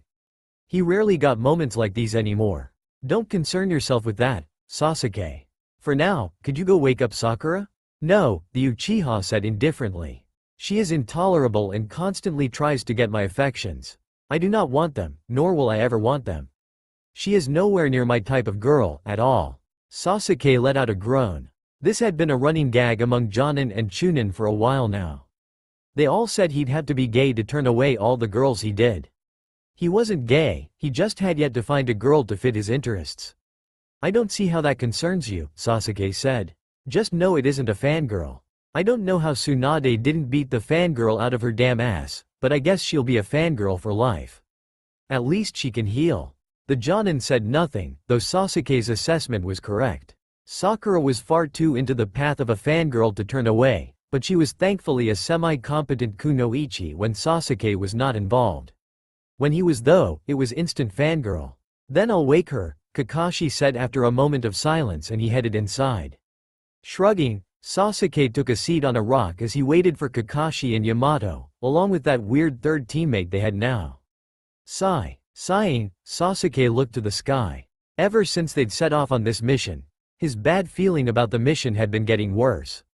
And now was the day they were going to confront Orochimaru. One thing was certain within his mind though. Today, someone was going to die. A member of his team, or Orochimaru himself. Sasuke really didn't know. He didn't want to either. Sasori grunted as he waited in the middle of the Tenchi Bridge, waiting for his spy to arrive. The brat is taking a long time, Sasori grumbled. Perhaps he was found by Orochimaru. It will be annoying if I released the jutsu while he was around Orochimaru. I apologize for my tardiness, Sasori-sama. A voice came not long after Sasori spoke. A cloaked figure walking up to him. It took a little time to convince Orochimaru to allow me to leave the base, and I had to lose the shinobi he had tailing me. Very well, he grunted. Remove that ridiculous hood already, I must confirm that it is you. Nodding, the spy lowered his hood to reveal Yakushi Kabuto. Within the bushes a short distance away, it took a lot for the Konoha shinobi not to gasp in surprise at the spy's identity. It appeared Kabuto had a long history of spying. Did you have any difficulties? Sasori asked in a gruff voice, best to get that out of the way. Kabuto shook his head. No, Sasori-sama. Luckily, you released the jutsu whilst I was alone in my room, so I was able to quickly understand the situation and not be suspected. Orochimaru still has people tracing everyone in the bases, he trusts nobody. Not even me, and I'm technically his right-hand man right now. I see. Sasori took a moment to think before he spoke up. Which base does Orochimaru intend to go to and why does he plan to go there? He intends to travel to the base he has in Kumo next, he told Sasori. He is keeping a special test subject there whom he wishes to experiment on more, and hopefully replicate her abilities for his own uses. Sasori nodded, dismissing the notion. Orochimaru loved experimenting on people, it was no concern of his just who he was experimenting on. And what of the ring I told you of previously? Kabuto shook his head. I'm afraid Orochimaru keeps that with him at all times, he never lets it out of his sight. While he doesn't plan on getting on Akatsuki's way, he isn't going out of his way to help you either. I see. Sasori almost found it amusing. Orochimaru not wanting to get in their way? He got onto their shit list the second he betrayed them for his own ambitions. Granted, they all had their own ambitions, but they weren't foolish enough to turn their back on Akatsuki. With all due respect, Sasori-sama, Kabuto spoke up. May I please have the item now? I do not know how much longer I can stay here without arousing suspicion. Very well. Sasori slowly reached into his robe, before his eyes narrowed and his metallic tail flashed out from under his cloak. Instantly, Kabuto jumped away as a kunai flew past where his head had been, and he landed next to Sasori, with said man's tail deflecting the kunai. He's here. Sasuke let out a low whisper. He could feel his curse mark screaming in the presence of that man. And it was wise to scream. Rising up from the ground was Orochimaru of Sannin, a smirk on his pale face. Room for one more, gentlemen? He asked as he stood there. Orochimaru, Sasori growled. It appears Kabuto was followed by the snake himself. Perfect, just what he didn't want to deal with. I must thank you, Sasori-sama, Kabuto said. Had you not unleashed your tail, that kunai would have pierced my skull. Don't flatter yourself, Kabuto, Sasori told him. I unleashed my tail because I saw the kunai coming, and I was protecting myself. Kukuku, Orochimaru chuckled. Still so cold, Sasori. Of course, I suppose you wouldn't have changed at all. Still blindly following those ringed eyes like the mere dog you are. It appears you'll be dying right here, Orochimaru, Sasori said. It's almost a pity, I wanted to see your face when Itachi dealt with Yo. He was cut off as Kabuto's hand lit up for his Chakura no Mesu and cut straight through Sasori. Or rather, the wooden puppet that covered Sasori as the true one jumped away, his head down hiding his face from view. So that is what Sasori looks like? Kabuto questioned as he saw red hair on Sasori. He never showed you his looks either, Kabuto? Orochimaru questioned, chuckling. Kukuku, how careful you are, Sasori. Kabuto, you have betrayed me? Sasori's voice came, no longer as gruff as before. In fact, it sounded rather light and young. Kabuto just shrugged with a smile. Orochimaru-sama broke the jutsu holding me long ago, I serve him willingly now. And we shall be ending you. I see. Sasori looked up and revealed his young face. Then it appears I don't have a reason to let either of you live. I'll kill you right now, Kabuto, Orochimaru. You might, Orochimaru admitted. But before you do, how about you call out the 5 rats hiding in the bushes? Sasori's eyes narrowed as he glanced back. So, I was followed? How embarrassing. Sasuke cursed, but Kakashi gave a nod and the group of 5 jumped out, glaring at the group of 3. Orochimaru's eyes lit up in excitement. Why Sasuke-kun, he cooed out. You came, it seems I can have your body after all. How lucky for me. The Uchiha visibly shivered. You'll never have my body, you freak, he snarled out, giving Orochimaru the most heated glare he could possibly muster. He couldn't believe he'd nearly joined this guy. As amusing as this is, Sasori cut in, smirking as he pulled out a storage scroll. I believe it's about time we got down to Busine. Suddenly, Sasori was cut off as a hand flew through his chest, holding his artificial heart in its palm. Sasori's eyes widened as he slowly glanced back, a bitter smile coming over his lips. So you're the one to kill me, how annoying, his eyes dulled as the hand crushed the cylinder. From behind, a cloaked man pulled his hand back as Sasori's body fell to the ground, dead. Everyone was in shock. The Konoha shinobi, Kabuto, and even Orochimaru. From under the cloak, golden eyes stared at the group. Hello children, the man cooed out in a sadistic tone. Room for one more? No? Then what about 4? To his left, in a spiral of water, a teen with black hair and sea-green eyes appeared, holding a sword of bronze over his shoulder and bore a smirk on his face. To his right, lightning struck the ground and from it stood a girl with short black hair that was messed up, with electric blue eyes. In one hand was a spear, and in the other was a shield with the most hideous face any of them had ever seen. It made everyone want to look away, yet it was too horrifying to look away. And then, finally, shadows leapt up and melded into the form of a person. Before the shadows faded and there stood a girl with long, flowing black hair and slightly slitted amber eyes. She was holding what seemed to be a large black sword. So that's the snake pedo?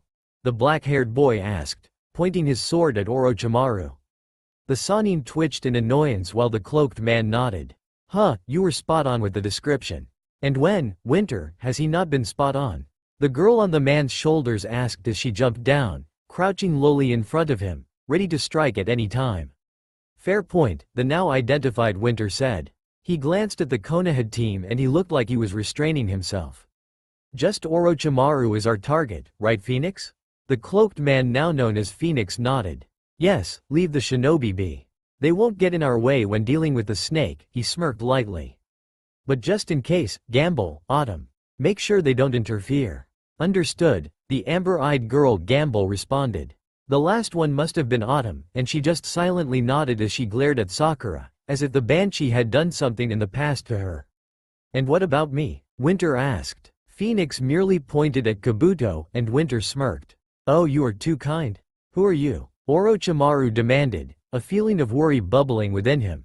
This man, how was it possible he didn't sense him until just now? He'd even killed Sasori before Orochimaru could comprehend the situation. It was impossible. You don't need to know, Phoenix said. All you need to know is that I've come for your soul, Orochimaru. His golden eyes glowed maliciously. It's time to give the devil his due. As he said, "Do," his group sprung into action. Autumn jumped in front of the Konoha ninja, Blake beside her, and she slammed her spear into the ground. Lightning struck all around them before it collected and formed a sphere around them. A dome of lightning. What is this? Phoenix heard Sasuke's voice from within, but he didn't care. He had more important things to attend to. Shifting his gaze to the Sannin, he smirked. Kabuto quickly jumped in front of Orochimaru, but Winter tackled him off the bridge and towards the water far below. Kick his ass. Winter's voice came echoing. Phoenix smirked. It's just you and me now, Orochimaru, he said in a cheerful voice that sent shivers down the Sannin's spine. Who are you? Orochimaru demanded once again, fear gripping at his heart. It doesn't matter who I am or was, Phoenix said, stepping forwards. Before he knew it, Orochimaru found a hand on his face and found himself flying through the forest, hitting every tree on the way to a clearing up ahead. Once at the clearing, he felt his head get slammed into the ground hard. Slowly pulling his head up, he looked at Phoenix, who was now standing a good distance away. Holding up 3 fingers, Phoenix spoke. 3 chances, he said. I will give you 3 chances to end my life. After the 3rd attempt, if you fail, I will kill you without a second of hesitation. Now come, Orochimaru. His golden eyes glowed, and in that moment Orochimaru knew he wasn't facing a man. He was facing a monster that he had no way to escape from. The instant the dome formed around them, Sasuke was both fascinated and worried. Lightning was an attacking element, he knew this of course since it was one of his affinities. Nobody used it for defense or anything besides attack, except the 4th Raikage who had his Raiden no Yoroi. What is this? So how could this girl create a dome of lightning and confine them all there? You don't know or understand lightning, Autumn said simply, twirling her spear as Gamble drew what seemed to be a short katana from the sheath, slipping the sheath onto her back. Think Phoenix would be mad if we killed him, Gamble? Possibly, Gamble said simply, all while Sasuke grew more and more infuriated at them talking like he was nothing. He wasn't as prideful as before, but he still had pride, damn it. He wouldn't be treated like he was nothing. Lightning gathered in his hand and he charged towards them. Chidori, Sasuke, wait. Kakashi yelled to him, but he didn't as he continued to charge, his eyes glowing with fury. Autumn looked unimpressed. Gamble, you want to take this? With pleasure, Gamble smirked as she ran at Sasuke.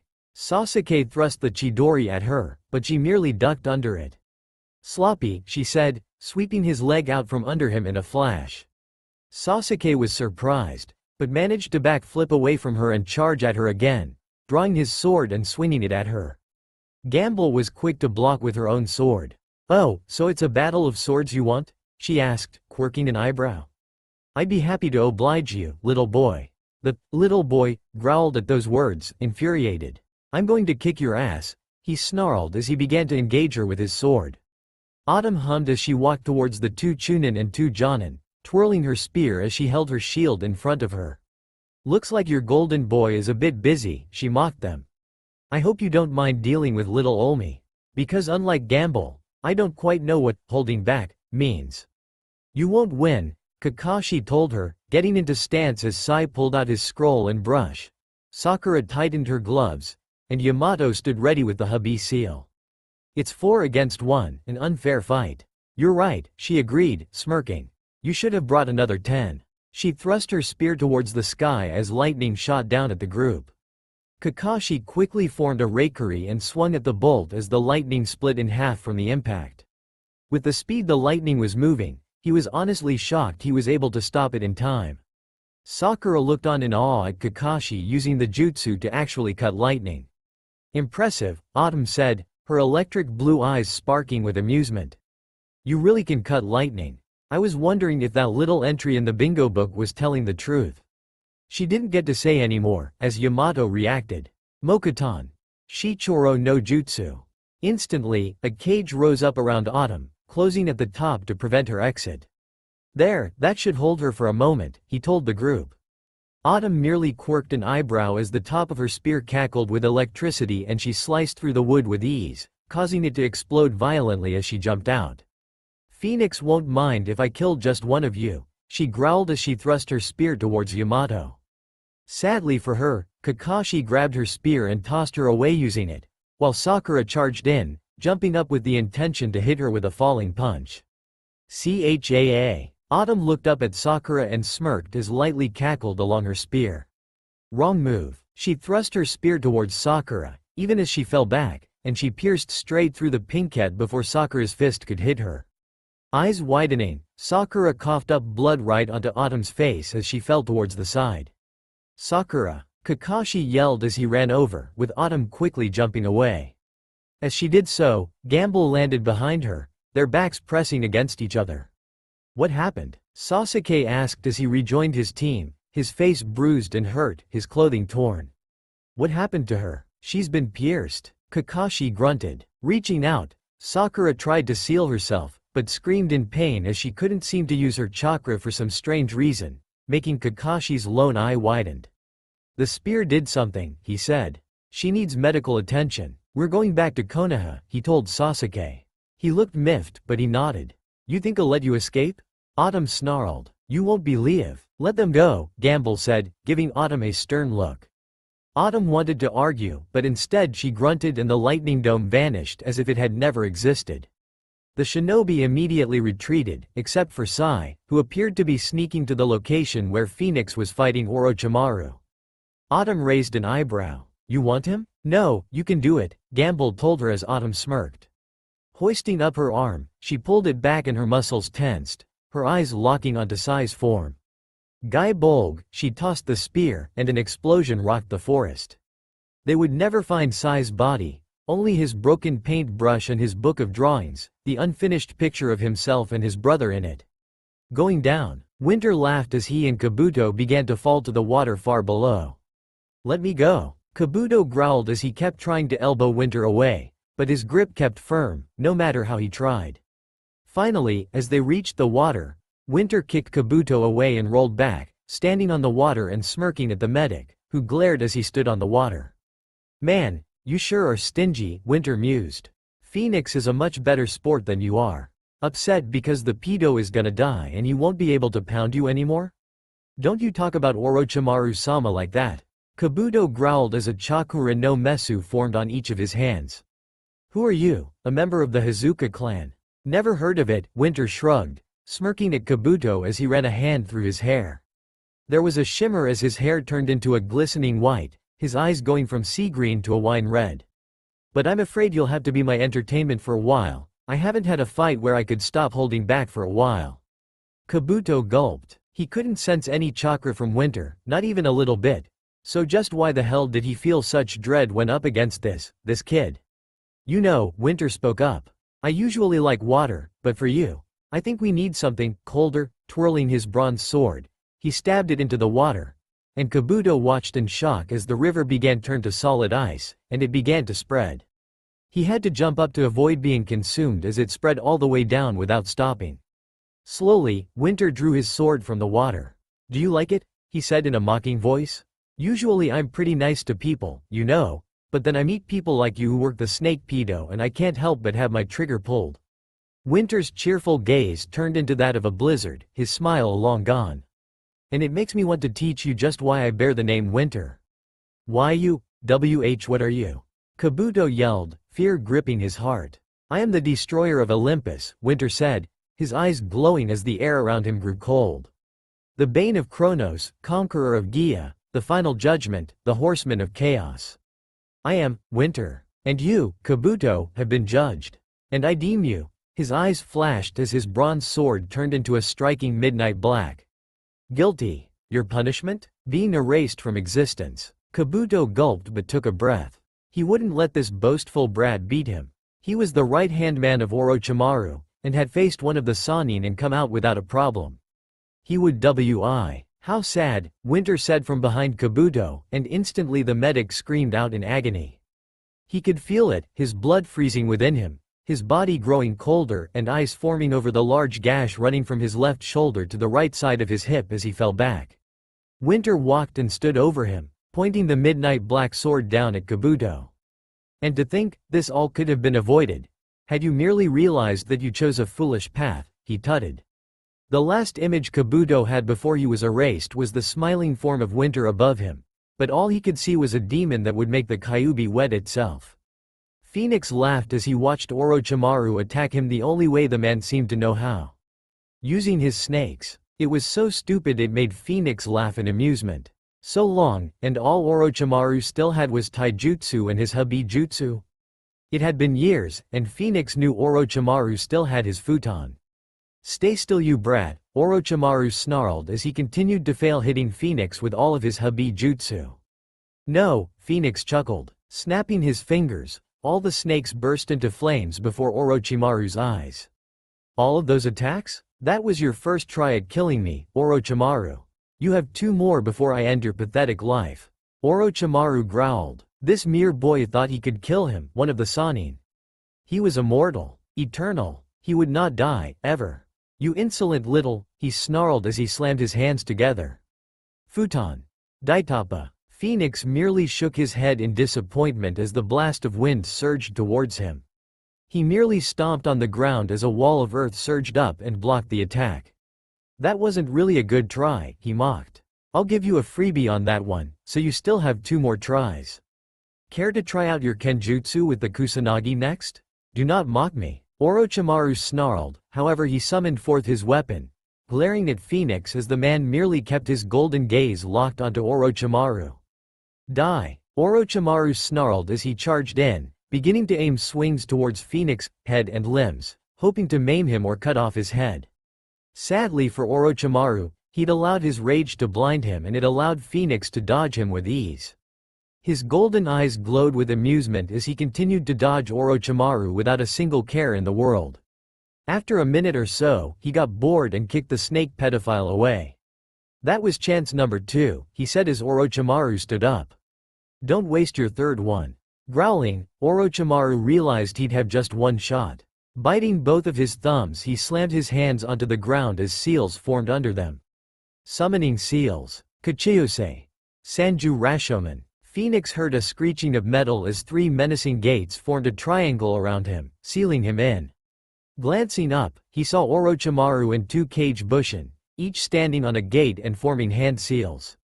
The first finished and yelled out, Kaden, Karyuden. Opening his mouth, he shot a sleek fire projectile at Phoenix, who looked on amused. The Orochimaru on the second gate finished not long after, yelling out, Kaden, Goryuka no Jutsu. And from his mouth, shot a fire in the shape of a dragon's head that headed straight for Phoenix. Finally, the last and real Orochimaru yelled out, Futon, Atsugai. Instantly, as the 2 attacks neared Phoenix, a large tornado dome formed in between the 3 gates, enveloping the 2 fire techniques and creating a spiraling dome of fire that covered Phoenix, formed from Orochimaru's sight. The 2 clones dispelled and the Sannin fell to 1 knee, but he grinned viciously. It looks like you weren't able to make good on your promise, he sneered. Now with you out of the way, I can get back to capturing Sasuke-ku. Chance number 3, failure, his voice came from behind Orochimaru. Freezing, the Sannin turned around and somehow turned even paler at the sight of just who was standing there. Before he could even speak, Orochimaru had a hand shoved through his chest, the hand holding his still beating heart. Ku?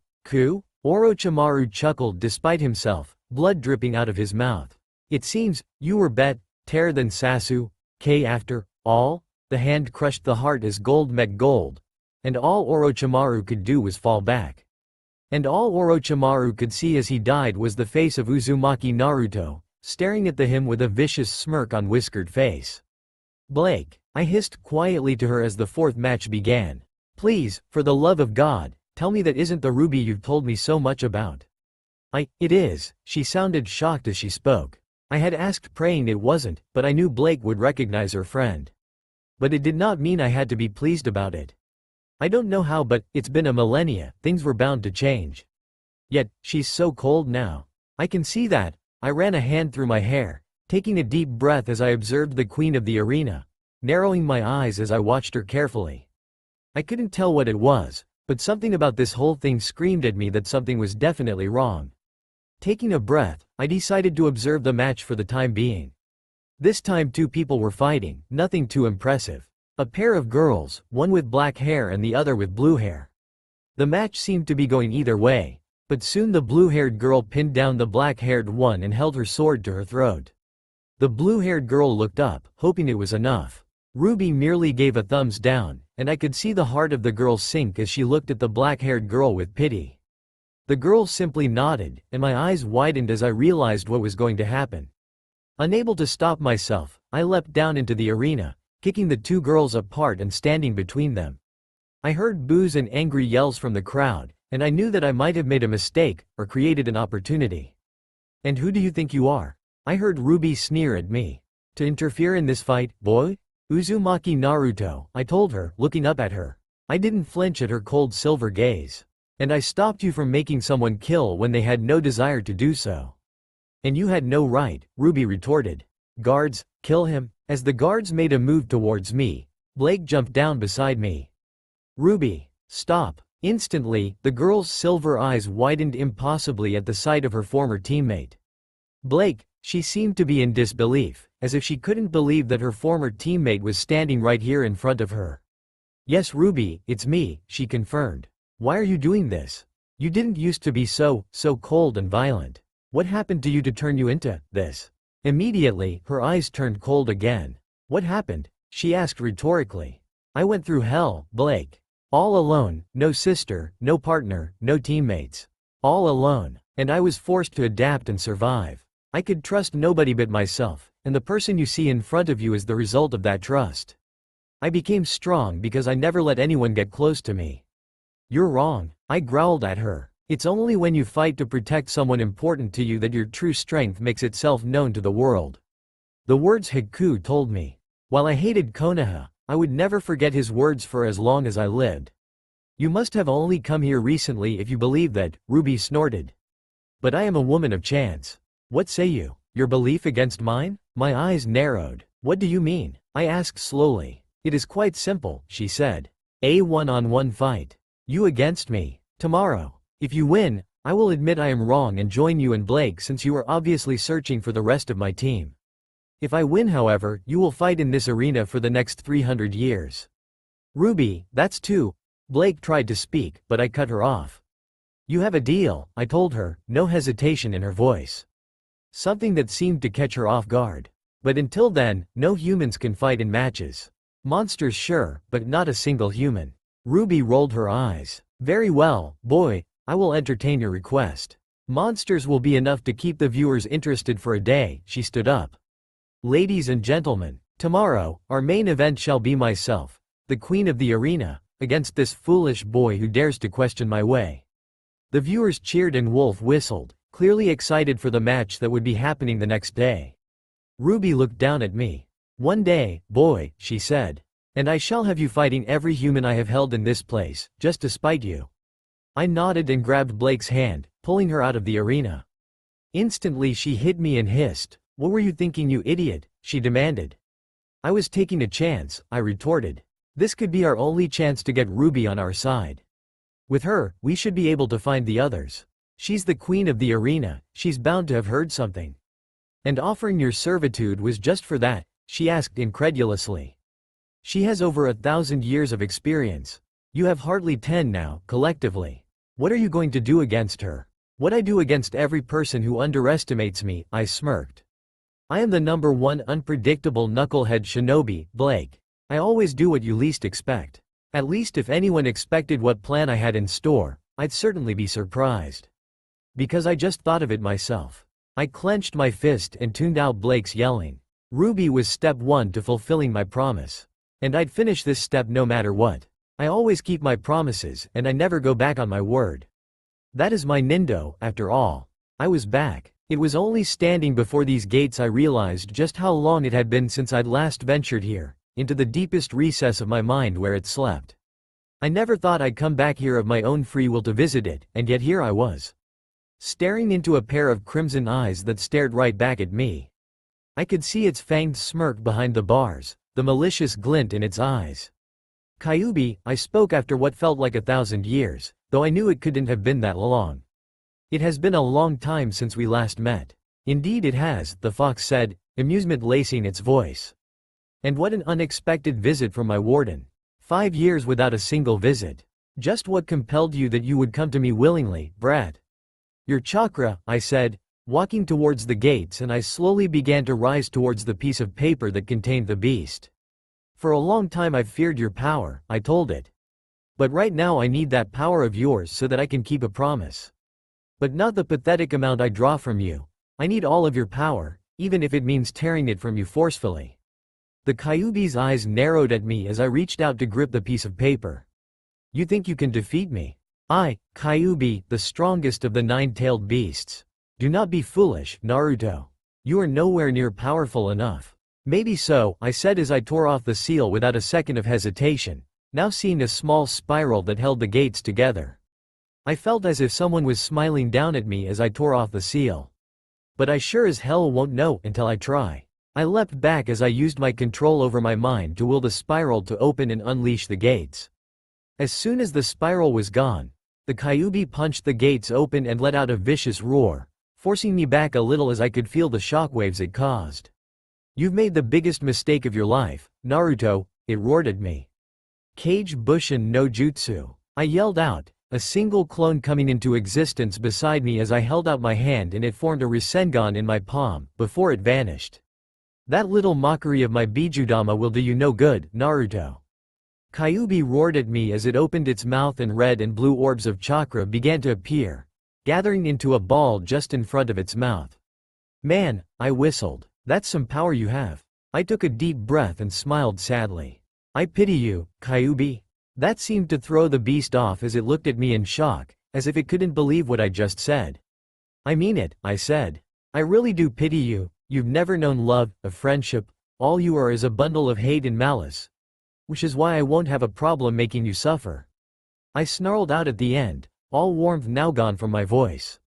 Naruto. It roared as it reared its head back and fired the colossal blast of chakra at me in a steady beam.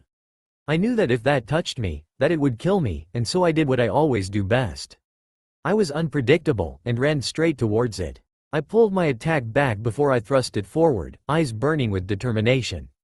Rasengan. And just like that, the power struggle began. Somehow, the entirety of the blast was being held back by my Rasengan as Kyuubi and I struggled for dominance. It took every drop of power I had to make it even, and even now I could feel my power waning. Suddenly, I felt two hands press onto my back. Glancing back, my eyes widened to see two people, a man and a woman. The man had blonde hair and blue eyes, with a smile on his face, while the woman had long red hair and violet eyes, grinning at me widely. Who are? I tried to speak, but before I could feel something entering me. Not power, no changes were being made, but jutsu, knowledge, techniques I had no clue about and how to use them were forming in my brain.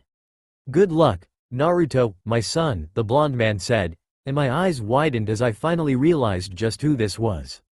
The Yondaime Hokage. And he just called me son. Which mean that, we'll always love you, so don't let the fox win, the woman told me, and tears dripped from my eyes as her name entered my mind.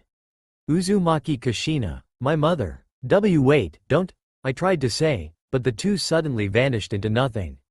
My tears became hateful along with my eyes as a furious expression came over my face, and I glared angrily at the fox. Chains burst from the ground, chains of my own making, and wrapped around its limbs. Surprised, it cancelled its attack as it fell to the ground, landing flat on its back. These are Kushina's, it spoke in shock. I walked towards it, livid. It had taken everything from me. First my childhood, then it was slowly sapping my life every time I used its chakra. And now, it stole away my one chance to connect with my parents and really learn about them. And for that, this beast would never be forgiven. I will make it suffer for all eternity.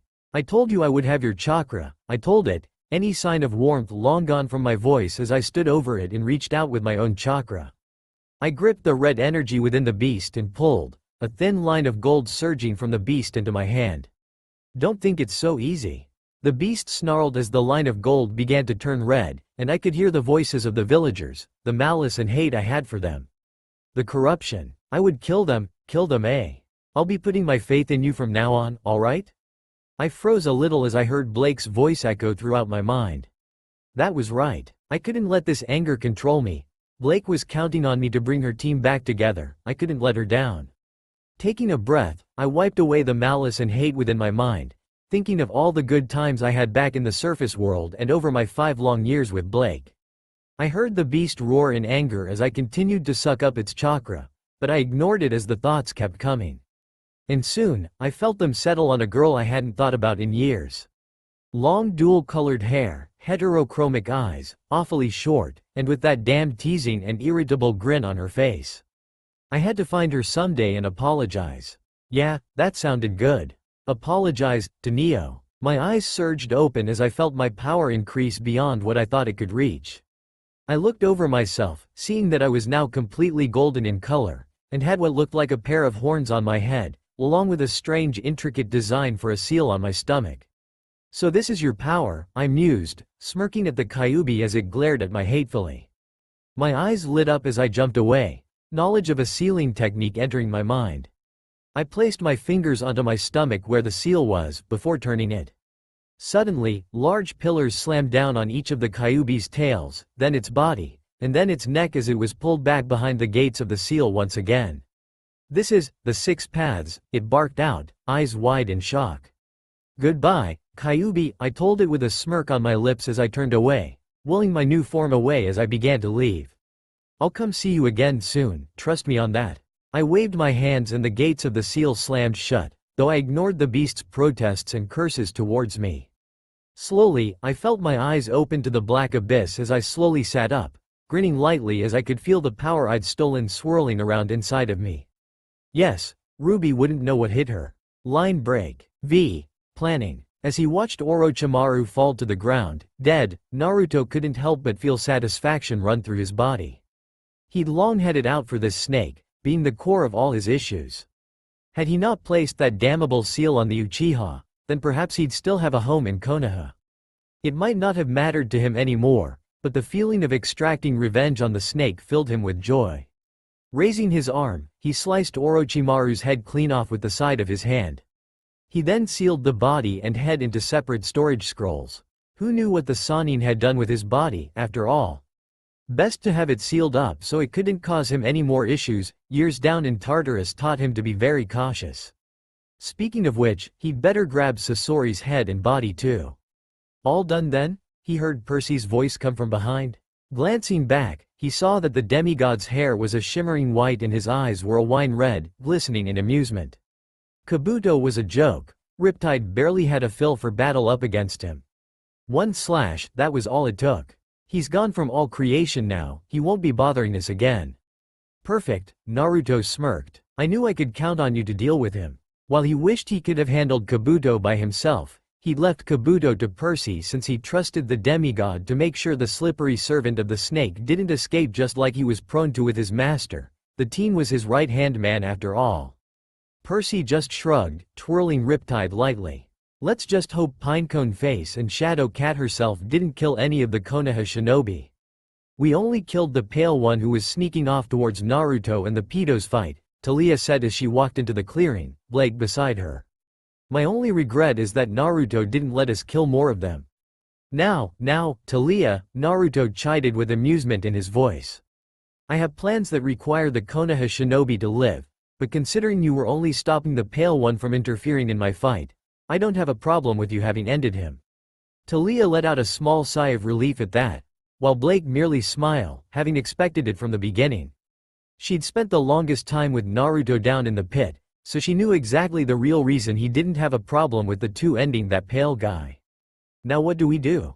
Percy asked. This trip seemed a little lackluster, and I feel like you have some gears turning in that crazy mind of yours. So what are we doing next, Ruto? The blonde smirked and ran a hand through his hair, his golden eyes glittering in amusement. Kabuto mentioned a base in Kumo, Naruto said. First, I'm going to drag knowledge on all his bases from Orochimaru's deceased brain, then turn it in for the bounty. After that, we'll be heading to that base and finding just who or what Orochimaru wanted to use to improve his body. Taliah and Blake nodded, but Percy raised an eyebrow. And, he ventured, let me keep some secrets, Percy, Naruto grumbled with a huff, earning a chuckle from the son of Poseidon, and giggles from both Taliah and Blake at how childish Naruto was acting. 3,000 years down in the pit couldn't change the Jinchuriki completely, only somewhat. He wouldn't be Uzumaki Naruto if he allowed himself to be moved by something he considered trivial, after all. Line break. I want the details on the mission, Tsunade ordered as she sat at her desk, now exhausted from working on Sakura. She didn't know what happened to the girl, but the wound was incredibly hard to heal for some reason, and she wasn't done yet. She still had to try and figure out just why Sakura didn't seem to be able to use her chakra. Yes, Hokage-sama, Kakashi said. After we left the village, we traveled for a day before we stopped near the bridge and Yamato used his Mokuton to make us a house. At that time, we had dinner and he placed seeds as trackers in Sai's food so that we could trace him. The next day, we hid in the bushes and were surprised to see a member of the Akatsuki, Akasuna no Sasori, meeting on the bridge with a spy for Orochimaru. A spy? Tsunade asked, her eyes narrowing. Just who was this spy, that even Orochimaru didn't notice? It was Yakushi Kabuto, Kakashi said, making Tsunade growl as she remembered that man. Sasori then asked a few questions about Orochimaru's movements, which Kabuto supplied before asking for something. As Sasori was about to give it, he seemed to sense something and his tail flicked out, causing Kabuto to jump to his side as a kunai flew past where Kabuto's head was. Orochimaru appeared, the scarecrow sighed. Just as it seemed Sasori and Kabuto were about to fight Orochimaru, Kabuto turned on Sasori and destroyed his outer shell. A puppet he was hiding himself in, revealing a young man with red hair. Orochimaru then told Sasori to have his stop hiding, but even Sasori was surprised when he jumped out. Kakashi took a breath before continuing. There was some small talk, before suddenly a hand shot from behind Sasori and tore out some sort of circular container, crushing it in his hands, and just like that, Akasuna no Sasori died. Tsunade's eyes widened and she sat up, clearly surprised. Was this person who killed Sasori, the same man from Suna? Yes, Kakashi nodded. I saw his golden eyes, there was no doubt. Then 3 people appeared at his sides, a boy with black hair and green eyes, a girl with black hair and blue eyes, and another girl with long black hair and amber eyes. In order, they were named Winter, Autumn, and Gamble. He then ordered Autumn and Gamble to deal with us, while telling Winter to handle Kabuto, saying he'd deal with Orochimaru himself. Instantly, Autumn and Gamble jumped towards us, and Autumn used a Raiden jutsu I'd never seen before. She somehow made a dome of lightning all around us that wouldn't allow us to escape, of that I'm certain. Then Gamble began to face Sasuke in combat, while Yamato and I tried to face Autumn. Yamato trapped her with his Mokuton but she destroyed the cage with lightning with ease. That's when Sakura tried to attack but Tsunade's eyes narrowed. But what? She stabbed Sakura with her spear, Kakashi told her. And then, Sakura seemed to be unable to heal her wounds with chakra, unable to use it at all, so I ordered a retreat. Autumn was reluctant, but Gamble was stern and told her to release us. It was at that point Autumn vanished the dome and allowed us to escape. It was only a short while later we heard an explosion and noticed Sai wasn't with our group, so we concluded he must have been under Danzo's orders and was killed by someone before he could fulfill them. We rushed here as fast as we could so you can heal Sakura. In other words, the mission was a failure. The blonde Hokage took a few deep breaths as she processed just what Kakashi had said. Winter, Autumn, and Gamble. What about the cloaked man? She asked. Did we get a name? Sasuke stood forward. I heard Winter refer to him as Phoenix. Phoenix, Tsunade muttered, closing her eyes in thought. Very well, you are all dismissed. Hi, Hokage-sama, Kakashi, Yamato and Sasuke said as one before they all left the room, leaving Tsunade to think. And think she did. They were unusual names for people to have: Winter, Autumn, Gamble, and Phoenix. Almost like code names, however she doubted that were the case. Shinobi stopped being so stealthy a long time ago. With a grunt, she began to write a message for a carrier bird. She had 4 people to add to the bingo book. Line break. Neo hummed happily as she sat on her throne in the castle, a smug grin on her face. Call her old-fashioned, but sitting on a throne really helped in making her feel superior to everyone else around her. It helped in making everyone know she was the alpha among women, and nobody else would ever take that precious spot from her no matter what they did. I wonder how my foolish husband's mission is going, she mused, putting a finger on her chin as she thought about just how Naruto was doing. She'd no doubts in her mind that he'd skinned that snake, Hell, she might even get a nice new purse from it. Scratch that. She didn't want a purse made from a pedophile's skin. Speaking of which, we really should get to clothes shopping soon, she mused, a grin on her face. She may not have like a woman normally did, but she loved shopping, if only because Naruto's look of horror at the idea made her shiver with delight. Lady Neo, a voice said, causing said girl's ears to perk up as she turned to look at just who was calling for her. And she barely suppressed a wolf whistle at the sight of the woman. Long blonde hair that had light curls in it, almost rivaling her husband's hair in beauty, stormy gray eyes that seemed to have 1,000 thoughts running through them at once. A perfect face that any man could fall for, and wearing white robes that modestly covered her body, and yet showed herself off at the same time. Neo nodded politely at her own and her husband's advisor, Athena. Once known as the goddess of wisdom and knowledge, she now faithfully served herself and Naruto with fierce loyalty. It was almost amusing how loyal Athena was towards the two. Why Athena, Neo smirked. What an unexpected visit. And just what has dragged you over here today? I have been thinking, Athena said, earning an eye roll from Neo. Athena was always thinking. And I was wondering if, perhaps, we might have room for a few more areas within our mighty kingdom for construction? Neo raised an eyebrow and leaned back, gesturing for Athena to continue. Go on, she said patiently, more than willing to hear her out.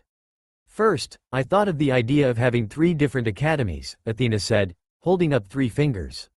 The first would be an academy for civilians, one where they can pick a specific career like a carpenter or a blacksmith, and learn how to efficiently do these jobs so that people can hire their services in and out of the kingdom in future. The second academy would be for those of us who wish to be shinobi, she continued. Lord Naruto would be the one to teach them, if he could spare a few clones to do so, and teach them the essentials of true shinobi life. And then in future some of those students could teach the next generation of students, and so on and so forth.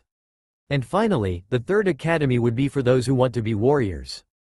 Not shinobi, who are meant to hide in the shadows and do the dirty work, but for people who fight righteously and would be at the front in times of war, and would take some shinobi jobs like bodyguard services, and guarding smaller towns, while our shinobi would take the dirtier missions, like assassination and spying. Tilting her head in thought, Neo once again couldn't help but admire how well thought out Athena's plan was. If she was thinking right, Athena intended for their shinobi to truly hide in the shadows and never be discovered. I assume that we would hide the Shinobi Academy?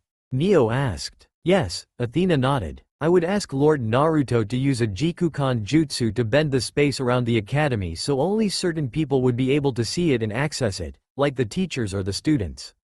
I will discuss it with my husband when he returns, but know you have my approval, Neo promised. Now, you said, first you thought of, which means you have other ideas? Athena nodded. Yes, I was thinking of the possibility of a summer camp of sorts to be made a couple of miles from the village. It would be for the people who wish to be warriors, and would be entirely optional and up to them if they wished to go. It would be hidden from sight from all except the children and the instructors teaching there, once again from a Jikukan jutsu I hope Lord Naruto would be kind enough to set up. At the camp, there will be various activities from fun ones in a typical camp life, to hardened ones such as sword training, archery practice, javelin throwing, and many more. Neo smirked. A little throwback to your time as a goddess, Athena? She asked in amusement, causing the true immortal's cheeks to flush golden from being called out. Don't worry, that's a good idea, and I fully approve.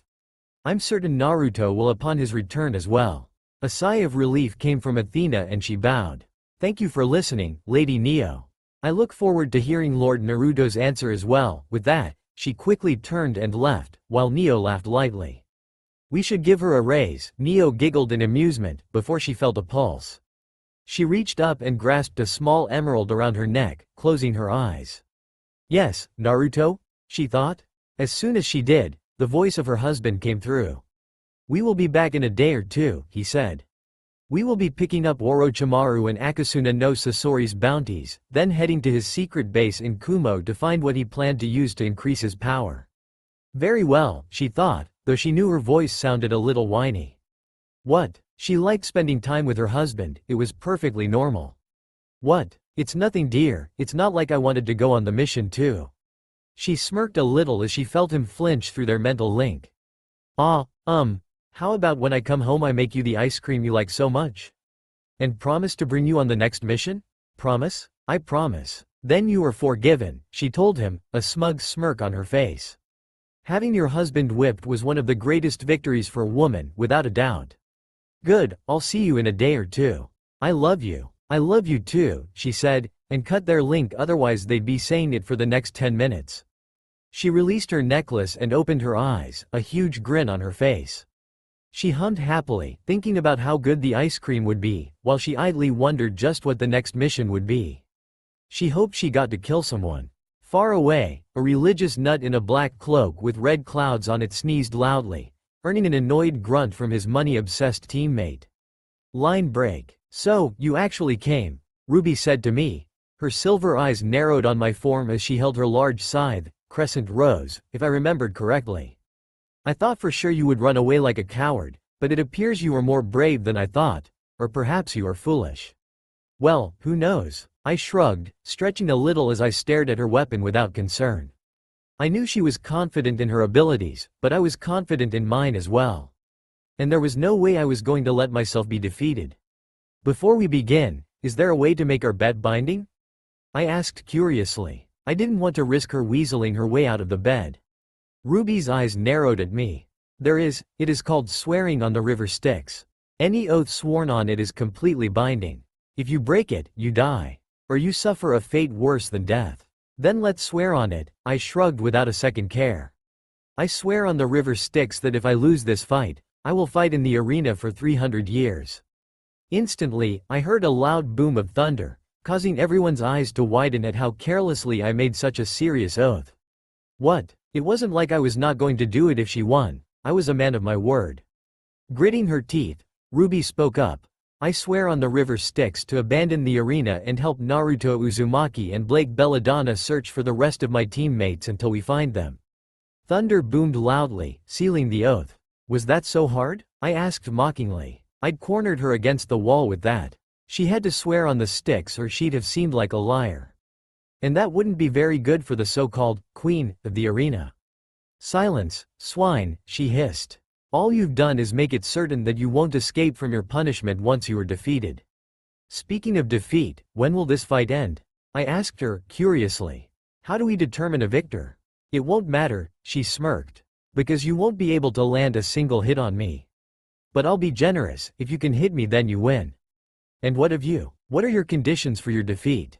Until I can't move any more or until I'm dead, I told her simply. Nobody looked surprised at my words, though Blake looked worried.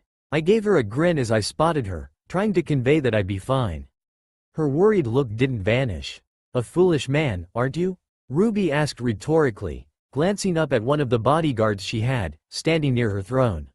You'll be the referee. The man nodded. Let the battle begin, he roared. I hardly had time to blank before my world erupted in pain. A loud scream leaving my lips as I no longer felt his left arm on my body. Looking back, I saw Ruby standing behind me, a sadistic look on her face as the blade of her scythe was now sporting blood, my blood. And at her feet was my arm. Was that too much for you? She asked, twirling her scythe. I could balance it out for you. Take off your other arm while I'm at it. No, I'm good, I told her, gritting my teeth as I called upon the chakra I'd stolen from the Kyuubi. With a roar, I forced it to my left arm. I saw Ruby's eyes widened as my arm regrew itself within a matter of moments. I smirked at her. Like I said, I'm good, I said mockingly. Her surprised face turned into a snarl. It matters not, she told me. So you can regenerate, it won't matter if I take off your head. You won't get another chance, I told her coldly, as I called upon the beast's chakra once more, causing my form to change to the one I'd taken in my mind once I'd taken its chakra. Man, I can't get over the rush of power I get in this form. I smirked. Ruby's eyes narrowed. So you're gold now. So what? It won't change the fact that you what? I asked as I was suddenly standing in front of her, holding my fist to her face. Even I was surprised at my new speed, and so was everyone else. You say you got strong all alone, and yet I think that's a lie. I think somewhere deep down, you know that I'm right. I jumped back, cracking my knuckles. That's why I was able to gain this power, to show you what you've forgotten. She stared at me before she growled. Why did you pull your fist away from my face? She asked. Are you pleased that you moved so fast? Are you pleased I didn't expect you to move at such a speed? Miracles only happen once, you brat. She snarled at me, crouching a little as she glared at me hatefully. You should hold up on the snarling, it ruins your cute face, I said without really thinking. If she was affected by my words, she certainly didn't show it. Instead, she charged at blinding speeds, swinging her scythe at my head. It seems she didn't want me in her arena anymore. But in this form, I could see her. It had enhanced my body and all my senses, including my sight. I quickly pulled out a kunai and blocked her scythe to stop it decapitating me. I saw her eyes widen in shock. Impossible, she whispered. Nobody should be able to react to my speed. And yet here I stand, I told her, struggling a little to hold back her scythe. Damn, the girl was really strong. I suppose that's what 1,000 years down in this hellhole did for you. Man, that's some serious power you're packing there. I think you might be even stronger than Bachan. Don't compliment your enemy, are you an idiot? She snapped at me, clearly infuriated. Why do you still hold hope? You know you can't win. I have 1,000 years of experience on you, there is no chance for your victory. Because there's one title I plan to retain for all of time, I told Ruby, pushing back against her scythe as my kunai cracked. A name I earned years ago, and one I wear with pride. One someone like you, who has lived 1,000 years and thinks things through, could never hope to counter. And what would that be? I smirked at her as I ducked under her scythe, causing the blade to pass right over my head, and causing her to stumble from the suddenly continue in her attack. The number one most unpredictable knucklehead shinobi. I jumped back and reached into my kunai pouch, pulling out several small kunai that I had placed special seals upon, and I tossed them all over the arena, making a few hand seals. Kunai Cage Bushin no Jutsu. I yelled, and the kunai I'd thrown multiplied, reaching the hundreds as they embed into the ground all over the battlefield. Ruby quickly regained her footing and looked at all of the kunai cautiously. And what good will that do you? She growled at me, while I just smirked. You've been sleeping in darkness for a long time, I said. It's time I showed you just what the light looks like. You may be a blur, but I'm a flash. She growled at me, becoming a blur as she charged towards me with her scythe, intending to try and take my head off again. Hiraishin no Jutsu, I said calmly, and before her eyes I vanished in a golden flash, standing by a kunai behind her as she grind to a halt, turning around and looking at me with wide eyes. A little gift from my father to me, his masterpiece of a jutsu he learned from the Nidaime Hokage's notes. You, she growled, no doubt infuriated at me being so much faster than she was. I'll kill you, she roared as she charged at me again. I stretched as golden chains shot out from my back and towards her, forcing her to dodge and cancel her charge, gaining some distance from me. Kongo Fusa, I said. The bloodline of the Uzumaki clan, strong enough to stop even a rampaging Kyuubi. A gift from my mother to me. But, the chains shot back into me. I'm not going to beat you with the Hiraishin or the Kongo Fusa. I'm going to beat you. I opened my palm and closed my eyes for a minute, before they snapped open and a spiraling silver ring appeared in my hands. I'd been working on this technique for 5 years, and now it was time for it to debut. With my own technique, I roared at her and charged, becoming a blur. Die! She screamed as she charged at me, swinging her scythe towards me, intending to kill me. Just as she was about to decapitate me, I pulled back at the last second, causing her eyes to widen, and I did the one thing nobody expected of me. I threw the ring at her and yelled, Rasenwa. As it reached Ruby's stumbling form, it moving up and lowering itself around her body, before it tightened, causing her arms to press against her sides. What is this? She screamed as she dropped Crescent Rose. I took a knee as I inhaled a deep breath, dispelling the Kyuubi's chakra. Technically I hadn't hit her, so the match was still on, but at this point my victory was assured. The Rasenwa was a binding technique I created. Not only did it bind the opponent's arms, but it also caused their legs to grow weak so they couldn't use them to run. I slowly stood up after a moment and walked towards Ruby, who was still struggling. Get away from me, she screamed. I won't go with you. I won't let myself trust again only to be left behind. And I don't plan to leave you behind, I told her as I stopped in front of her, crouching down. I didn't fight you with the intention of making you be alone after. I fought with you with the intention of reuniting you with your team, your friends. I know you've been alone, and I know that you don't trust anyone because of it. But it's time for you to step out of the shadows and into the light, Ruby. Where you belong. Blake is waiting for you, and with your help I'm sure we can find Yang and Weiss. Why, you promise you won't leave me behind? She asked, tears filling her eyes. You won't leave me all alone to suffer again? I smiled and tapped her forehead, that being the one blow I needed to win against her. I promise, Ruby, you won't be left behind. With that, she burst into tears and the bodyguard called the match. Shock on the faces of everyone in the arena, though Blake's face was filled with joy. I smiled and looked up into the void above. It might have just been me, but I couldn't help but feel that this bleak pit of darkness had gotten just a little bit brighter. It took longer than I thought it would for things to calm down in the arena, but after a few days of waiting, Ruby was all cleared and a new boss had been chosen. Blake and I were waiting just outside the room she had in the arena as she gathered her stuff. I honestly felt a little bad for her to be packing. In a way, this arena was her Konoha. Her home, the only place she'd known for most of her life. And now she had to leave it behind. I'm sorry, I heard Blake mumble, and I looked to her with a raised eyebrow. You had to fight Ruby because of me, at the start. Had she aimed for your head, you would have died, Naruto. But she didn't, I told her. And I'm perfectly fine. I even regrew my arm. Okay, honestly it could have been a lot worse if I'd messed that up.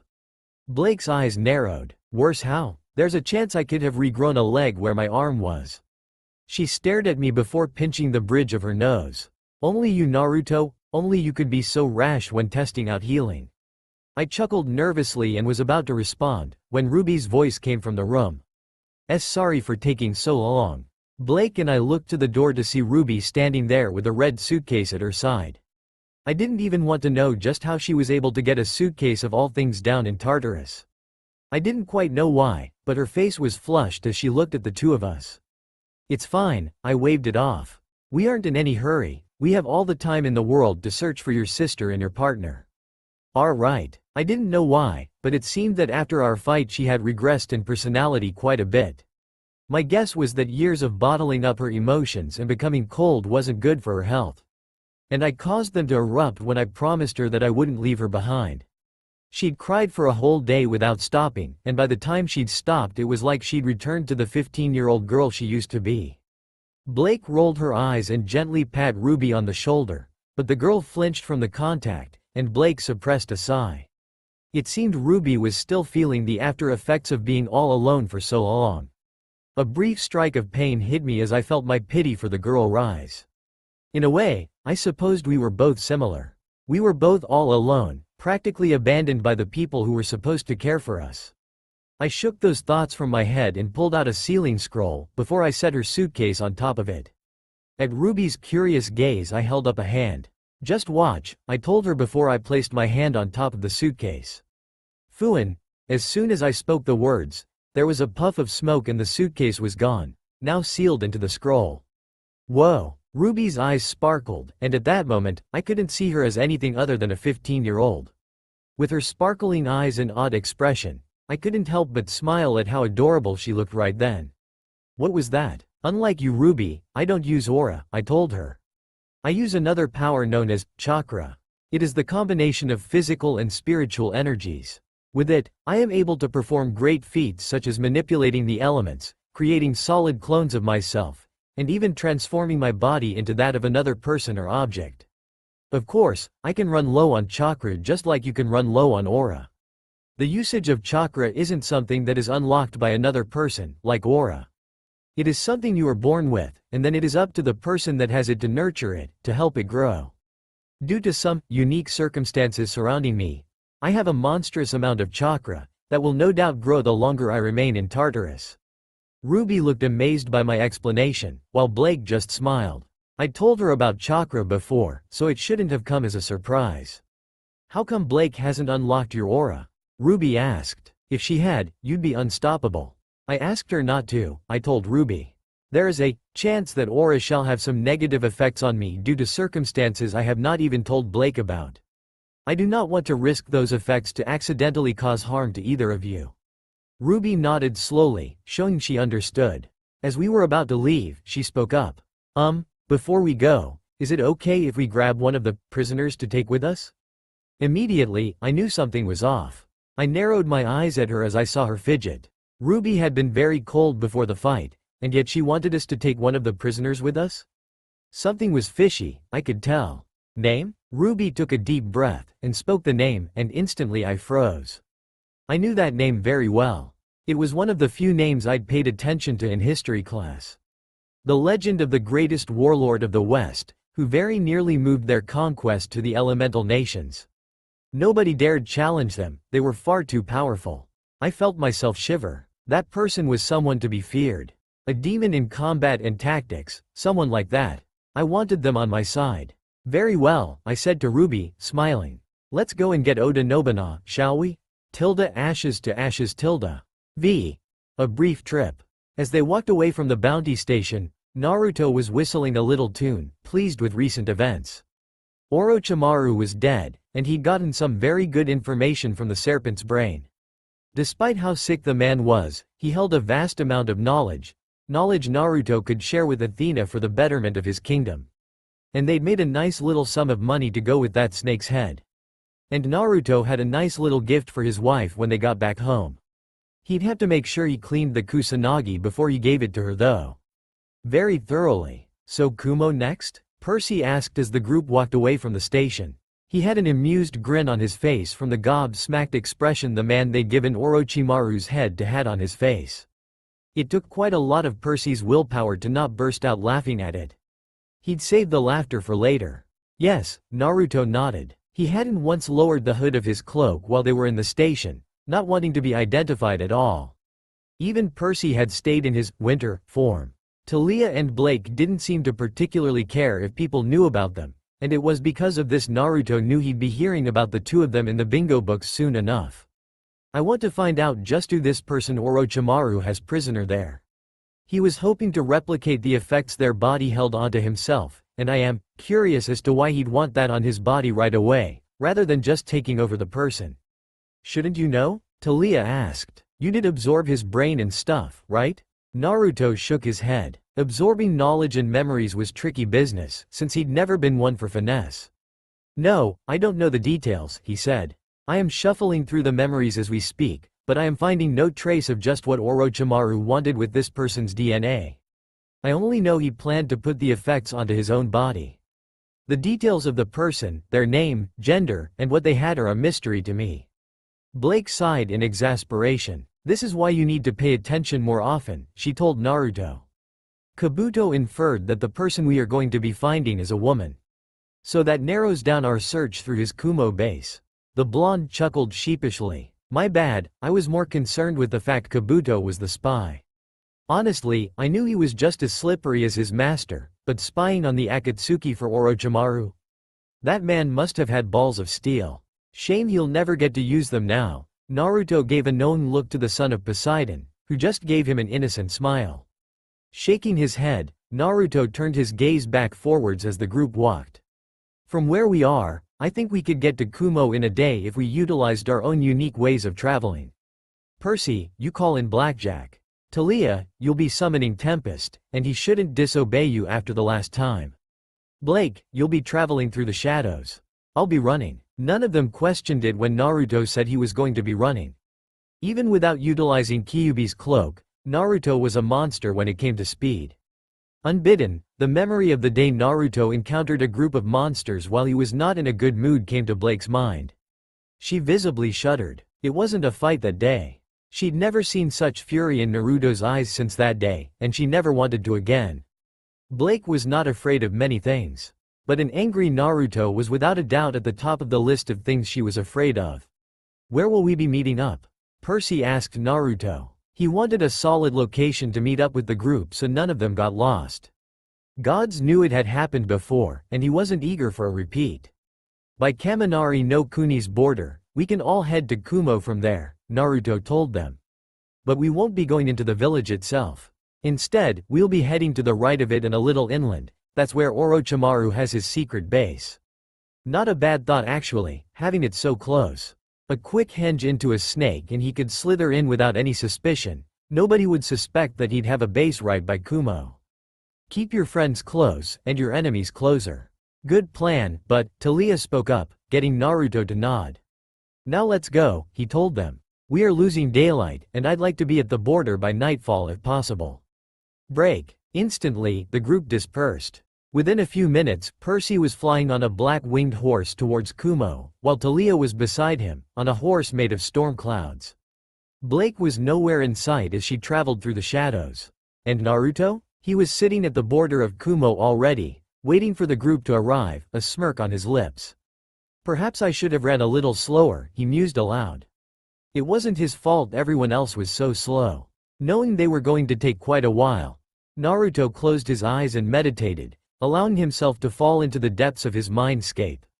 It was the job of the warden to check on the prisoner every so often, after all. Ashes to ashes. How long since his last visit here? Naruto walked through the halls of the mindscape, his eyes glistening with twisted ambitions as he walked down the flooded hallway. Over time, his mind had stopped being just a sewer. The water ran a clear blue all over, except in one place. In that one place, the water was filthy and horrid, as it should be. Turning a corner, he saw the detestable water and walked through it, his eyes glistening with malicious glee.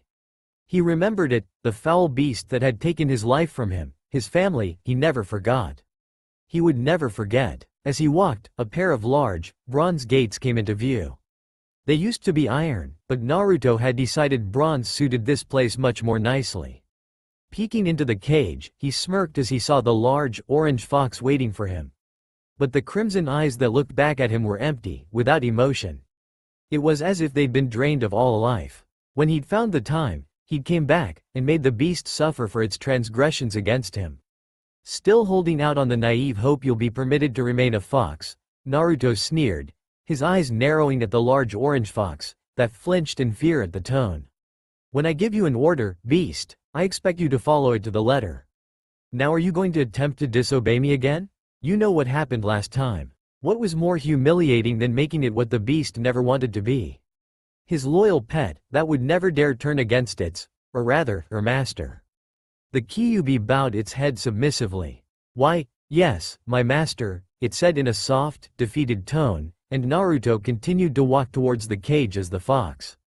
As he did so, the fox began to shrink in size, no longer the size of a mountain, no longer the size of a tall tree, no longer the size of the house, now the size of a human with a human shape. In all her attempts to corrupt him and make his life miserable, Kyuubi had forgotten one crucial thing. Uzumaki Naruto did not forgive any longer. And he would never forget either. She made his life hell. Standing before him now as a gorgeous girl with long orange hair that reached her waist, along with crimson eyes that flickered around nervously. She wore an orange kimono that reached her ankles, causing the bottom to be soaked in the disgusting sewer water. She looked at Naruto fearfully, her 9 orange tails swaying behind her slowly. Is master pleased with this form? And so he'd twisted her, he'd broken her.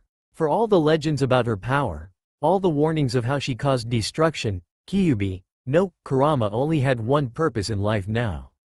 Yes, Naruto smirked as he reached the gates of the cage, his right eye turning from gold to a shimmering silver, causing Kurama to flinch back in fear. He grinned viciously, you forget your place, foolish kitsune. I make all the rules here. Now, you know what your punishment will be if you attempt to return to that detestable form, right? To serve her master, Uzumaki Naruto, as his faithful pet for all of time. She took everything from him, and in turn he broke her down until she would never disobey him. Why yes master? Kurama whimpered, lowering her head. I understand, master is always correct. I am a filthy animal who his lucky master permits her to breathe. Indeed you are, Naruto smirked. While at Orochimaru's base, I shall have the mental link open. You will tell me about negative emotions being sensed. Comply, and you might actually get a meal. As he said this, the fox's eyes lit up with hope. Fail, he trailed off, his grin turning dark as his silver eyes shone brighter, causing the fox's face to once again fill with fear. And I shall remind you just why you fear this eye so much, are we clear? See, crystal clear, master. Kurama bowed her head submissively, unwilling to make eye contact. She might have been a demon, but she would not anger Uzumaki Naruto again. She had done so enough times to know that he only let her live for her power. It was a privilege for him to use her power. It was the reminder that she was there, waiting for him to return. Not out of love or kindness. She waited out of fear that he would do away with her.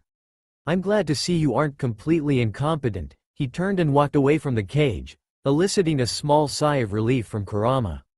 Suddenly he stopped. But you must be punished for entering that foolish form without permission. He didn't need to look to know that horror had once again filled Kurama's expression. Holding his hand up, he snapped his fingers and grinned sadistically as the screams of agony began once again from Kurama, as she pleaded for him to forgive her and have mercy. He simply continued to walk away. He had no mercy for such a pathetic existence as the Kyuubi no Kitsune. Now, where are Orochimaru's memories? Ashes to ashes. After what could have been any length of time, Naruto's eyes slowly opened, and he immediately noticed he'd been meditating for a long time from how the sky looked. Compared to the shining sun, the sky was now dotted with stars and no longer such a bright blue. The moon shone brightly in the sky, but Naruto merely scowled at it and looked down, raising an eyebrow. Laying there with her head in his lap was Blake, a small smile on her face as she slept peacefully. No doubt she'd placed herself there during his meditation and waited for him to stop, before she ended up falling asleep herself. Not uncommon, it wasn't the first time she'd something like this. And he imagined this wouldn't be the last either. Hearing the boom of a storm cloud, Naruto couldn't help but smirk as he looked up and saw Taliah riding through the air towards him on Tempest. Percy was right beside her riding his loyal Pegasus, Blackjack. He did notice Taliah was looking at the ground warily. Naruto resisted the urge to roll his eyes. She's still afraid of heights? She's the daughter of Zeus. He didn't voice this aloud, however. That would have just been rude. Soon, the girl touched down and hopped off of Tempest, who scattered into storm clouds and was gone. Percy touched down just after and said a few words to Blackjack before sending the Pegasus on his way. He turned to Naruto. You look comfortable, he said with amusement in his voice. Jealous, Perseus? Naruto retorted with a grin. She'd tear my balls off. No thanks, he countered, earning a chuckle from the blonde at the truthful statement. Blake would have torn the balls of any guy who tried to get cozy with her outside of Naruto. Except maybe that sun guy he sometimes heard her talk about with a little fondness, though she assured him she held no interest in him romantically. He didn't blame her, the guy basically stalked her. At least you know your place, Waterboy, Blake said as she sat up and yawned lightly, rubbing her eyes a little. I was having such a nice sleep and then Tempest woke me up. I would have woken you anyway, Naruto said as he slowly stood, stretching a little. It is time to head to Orochimaru's base in Kumo. We should get there in a few hours if we run. We could get there in maybe one if we really pick up the pace. Let's go for one, Percy told Naruto. Don't know about you, but I could do with some sleep. What will we do when we get to the base? Find the captive and slaughter everyone else there? Or will we let them run free? We kill them all, of course, Naruto tutted. We can't have people spreading Orochimaru is dead before it comes up in the bingo books, now can we? It's a shame we can't go to Konoha. I'd love to see Tsunade's face when she hears that one of her former teammates is dead. Oh, if only we had a camera, Taliah bemoaned. At least we can use electronics, since monsters don't seem to exist here, but honestly, how in the hell do you live without laptops? What about YouTube? Laptops will probably exist in about 10 years, Naruto waved it off. Now stop whining, he turned as he began to run, the group following behind him at good speeds, though they all knew he was consciously going quite slowly for them to keep up. Ashes to ashes. It took just under an hour to get to the base as it turned out, which Naruto was most pleased with discovering. The sooner they dealt with this, the better. Covering the ground, he opened a hidden door and descended underground, with his group of people following them. As soon as they touched the ground, he immediately followed Orochimaru's path through the base, having Percy cut the head off of anyone who tried to stop them. It was almost amusing how many people tried to stop them, yet nobody ever once tried to raise the alarm. Not that it would have mattered. Soon, the group reached a room that was lit, indicating people were in there. This was the room Naruto knew from Orochimaru's memories. Stepping inside, his gaze turned icy cold at what they saw. What he first noticed was the sight of a gorgeous dark-skinned woman with blonde hair, who was unconscious on a white operation table in only a white gown. The second thing he noticed? There was a group of 3 men around her, starting to strip. It didn't take a genius to figure out just what the men were intending to do. Kill them, Naruto said in a deathly cold voice, and before the men could even fully comprehend the situation, heads were rolling on the floor, courtesy of Talia, Blake, and Percy. The blonde spat on the face of one of them, before he walked to the woman and placed his fingers on her neck, searching for a pulse. He was silent for a minute before he spoke up. Alive, he announced to them. But she appears to be in a coma of sorts. We shall take her back with us to the kingdom. Really should get around to giving it an official name and have our healers look over and care for her. You three clear up the trash in this place. The three nodded and fled from the room as Naruto removed the various devices monitoring the girl. He lifted her up in his arms in the bridal position, and turned as he began to retrace his steps through the base. As he walked, he heard many screams and pleads for slaughter to stop. Naruto knew it wouldn't. None of the people here would leave alive, except his team and the woman he currently held in his arms. Taking a breath, he climbed up the ladder that led down into the base and was greeted by the night breeze. And there, he waited for the rest of his team to join him so they could return to the kingdom. He wanted to be surprised at what he had nearly seen happen. And seeing what he'd seen, he had to wonder, was this the first instance of something like this happening? Or had this happened before? Had someone dared to defile this woman while she was unable to defend herself? He would not have such a thing happening again. Naruto had committed his fair share of crimes against humanity, but he had never stooped as low as rape. Once he returned, he was going to make rape punishable by death. His golden eyes glowed maliciously, and the woman in his arms curled into his protective embrace. Uzumaki Naruto was not happy. And that was not a good sign for anyone who was on his shit list at that moment. Almost seeming to sense their imminent doom, various men and women shivered, a feeling of dread building in their stomachs. Ashes to ashes. As we walked through the cells in the arena, Ruby leading us, I heard people beg and pled to be released. However, we simply ignored them and kept walking. I felt bad. There were many people here. No doubt some of them were innocent and were forced here for no reason. But I had no way of knowing who the truly innocent were, and who the vile scum were. Running a hand through my hair, I resisted the urge to sigh. We'd been walking for 10 minutes, and we were pretty deep in the cells of the arena now. Just how high a profile person is Oda-san, Ruby? Very, she told me. We had to put her in the tightest security we could, and only brought her out to fight once a year. Plus, we are unable to understand her speech. She talks an entirely different language that I can't understand, nor one that any of us recognize. I nodded slowly to that.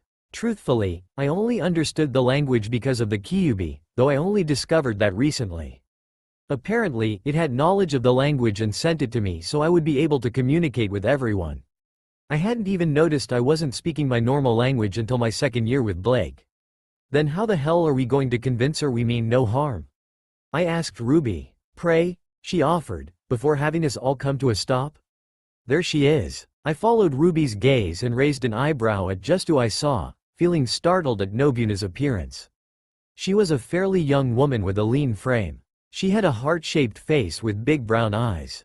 Her hair was blonde, and quite long, however she had it tied up, in a messy fashion with a red ribbon.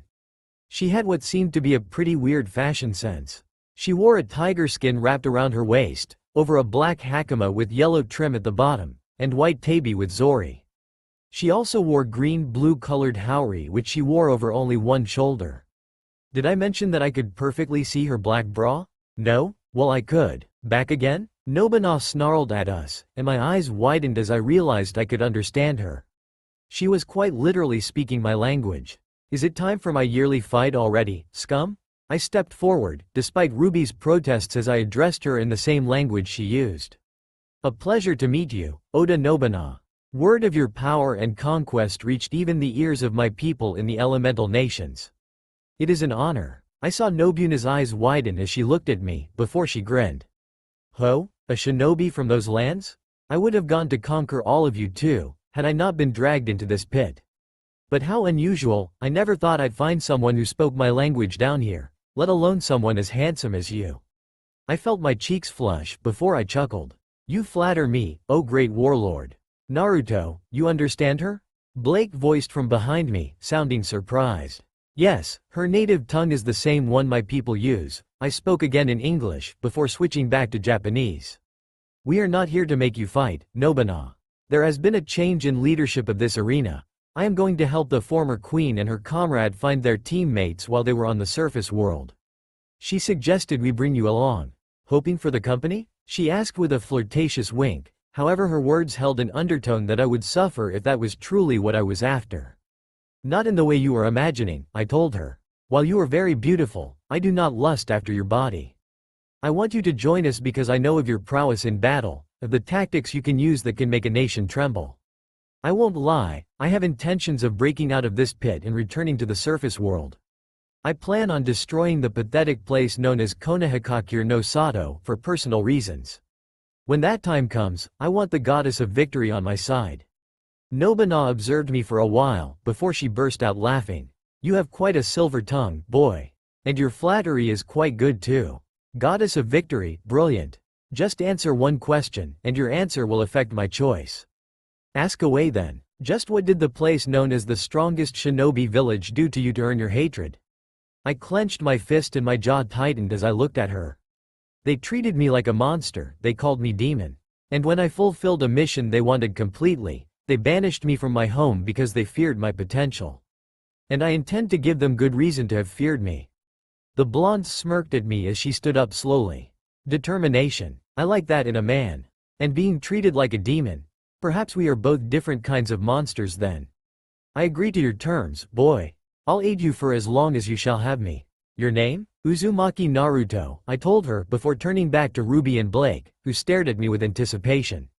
I switched to English. Open the gate, I told Ruby. She's coming with us. Ruby stepped forward and did just that, all while I knew that I'd just gained a powerful ally. One who I could trust with my life. Unbidden, I thought of another girl who I once felt I could trust like that. I clenched my fist at the thought. That was right.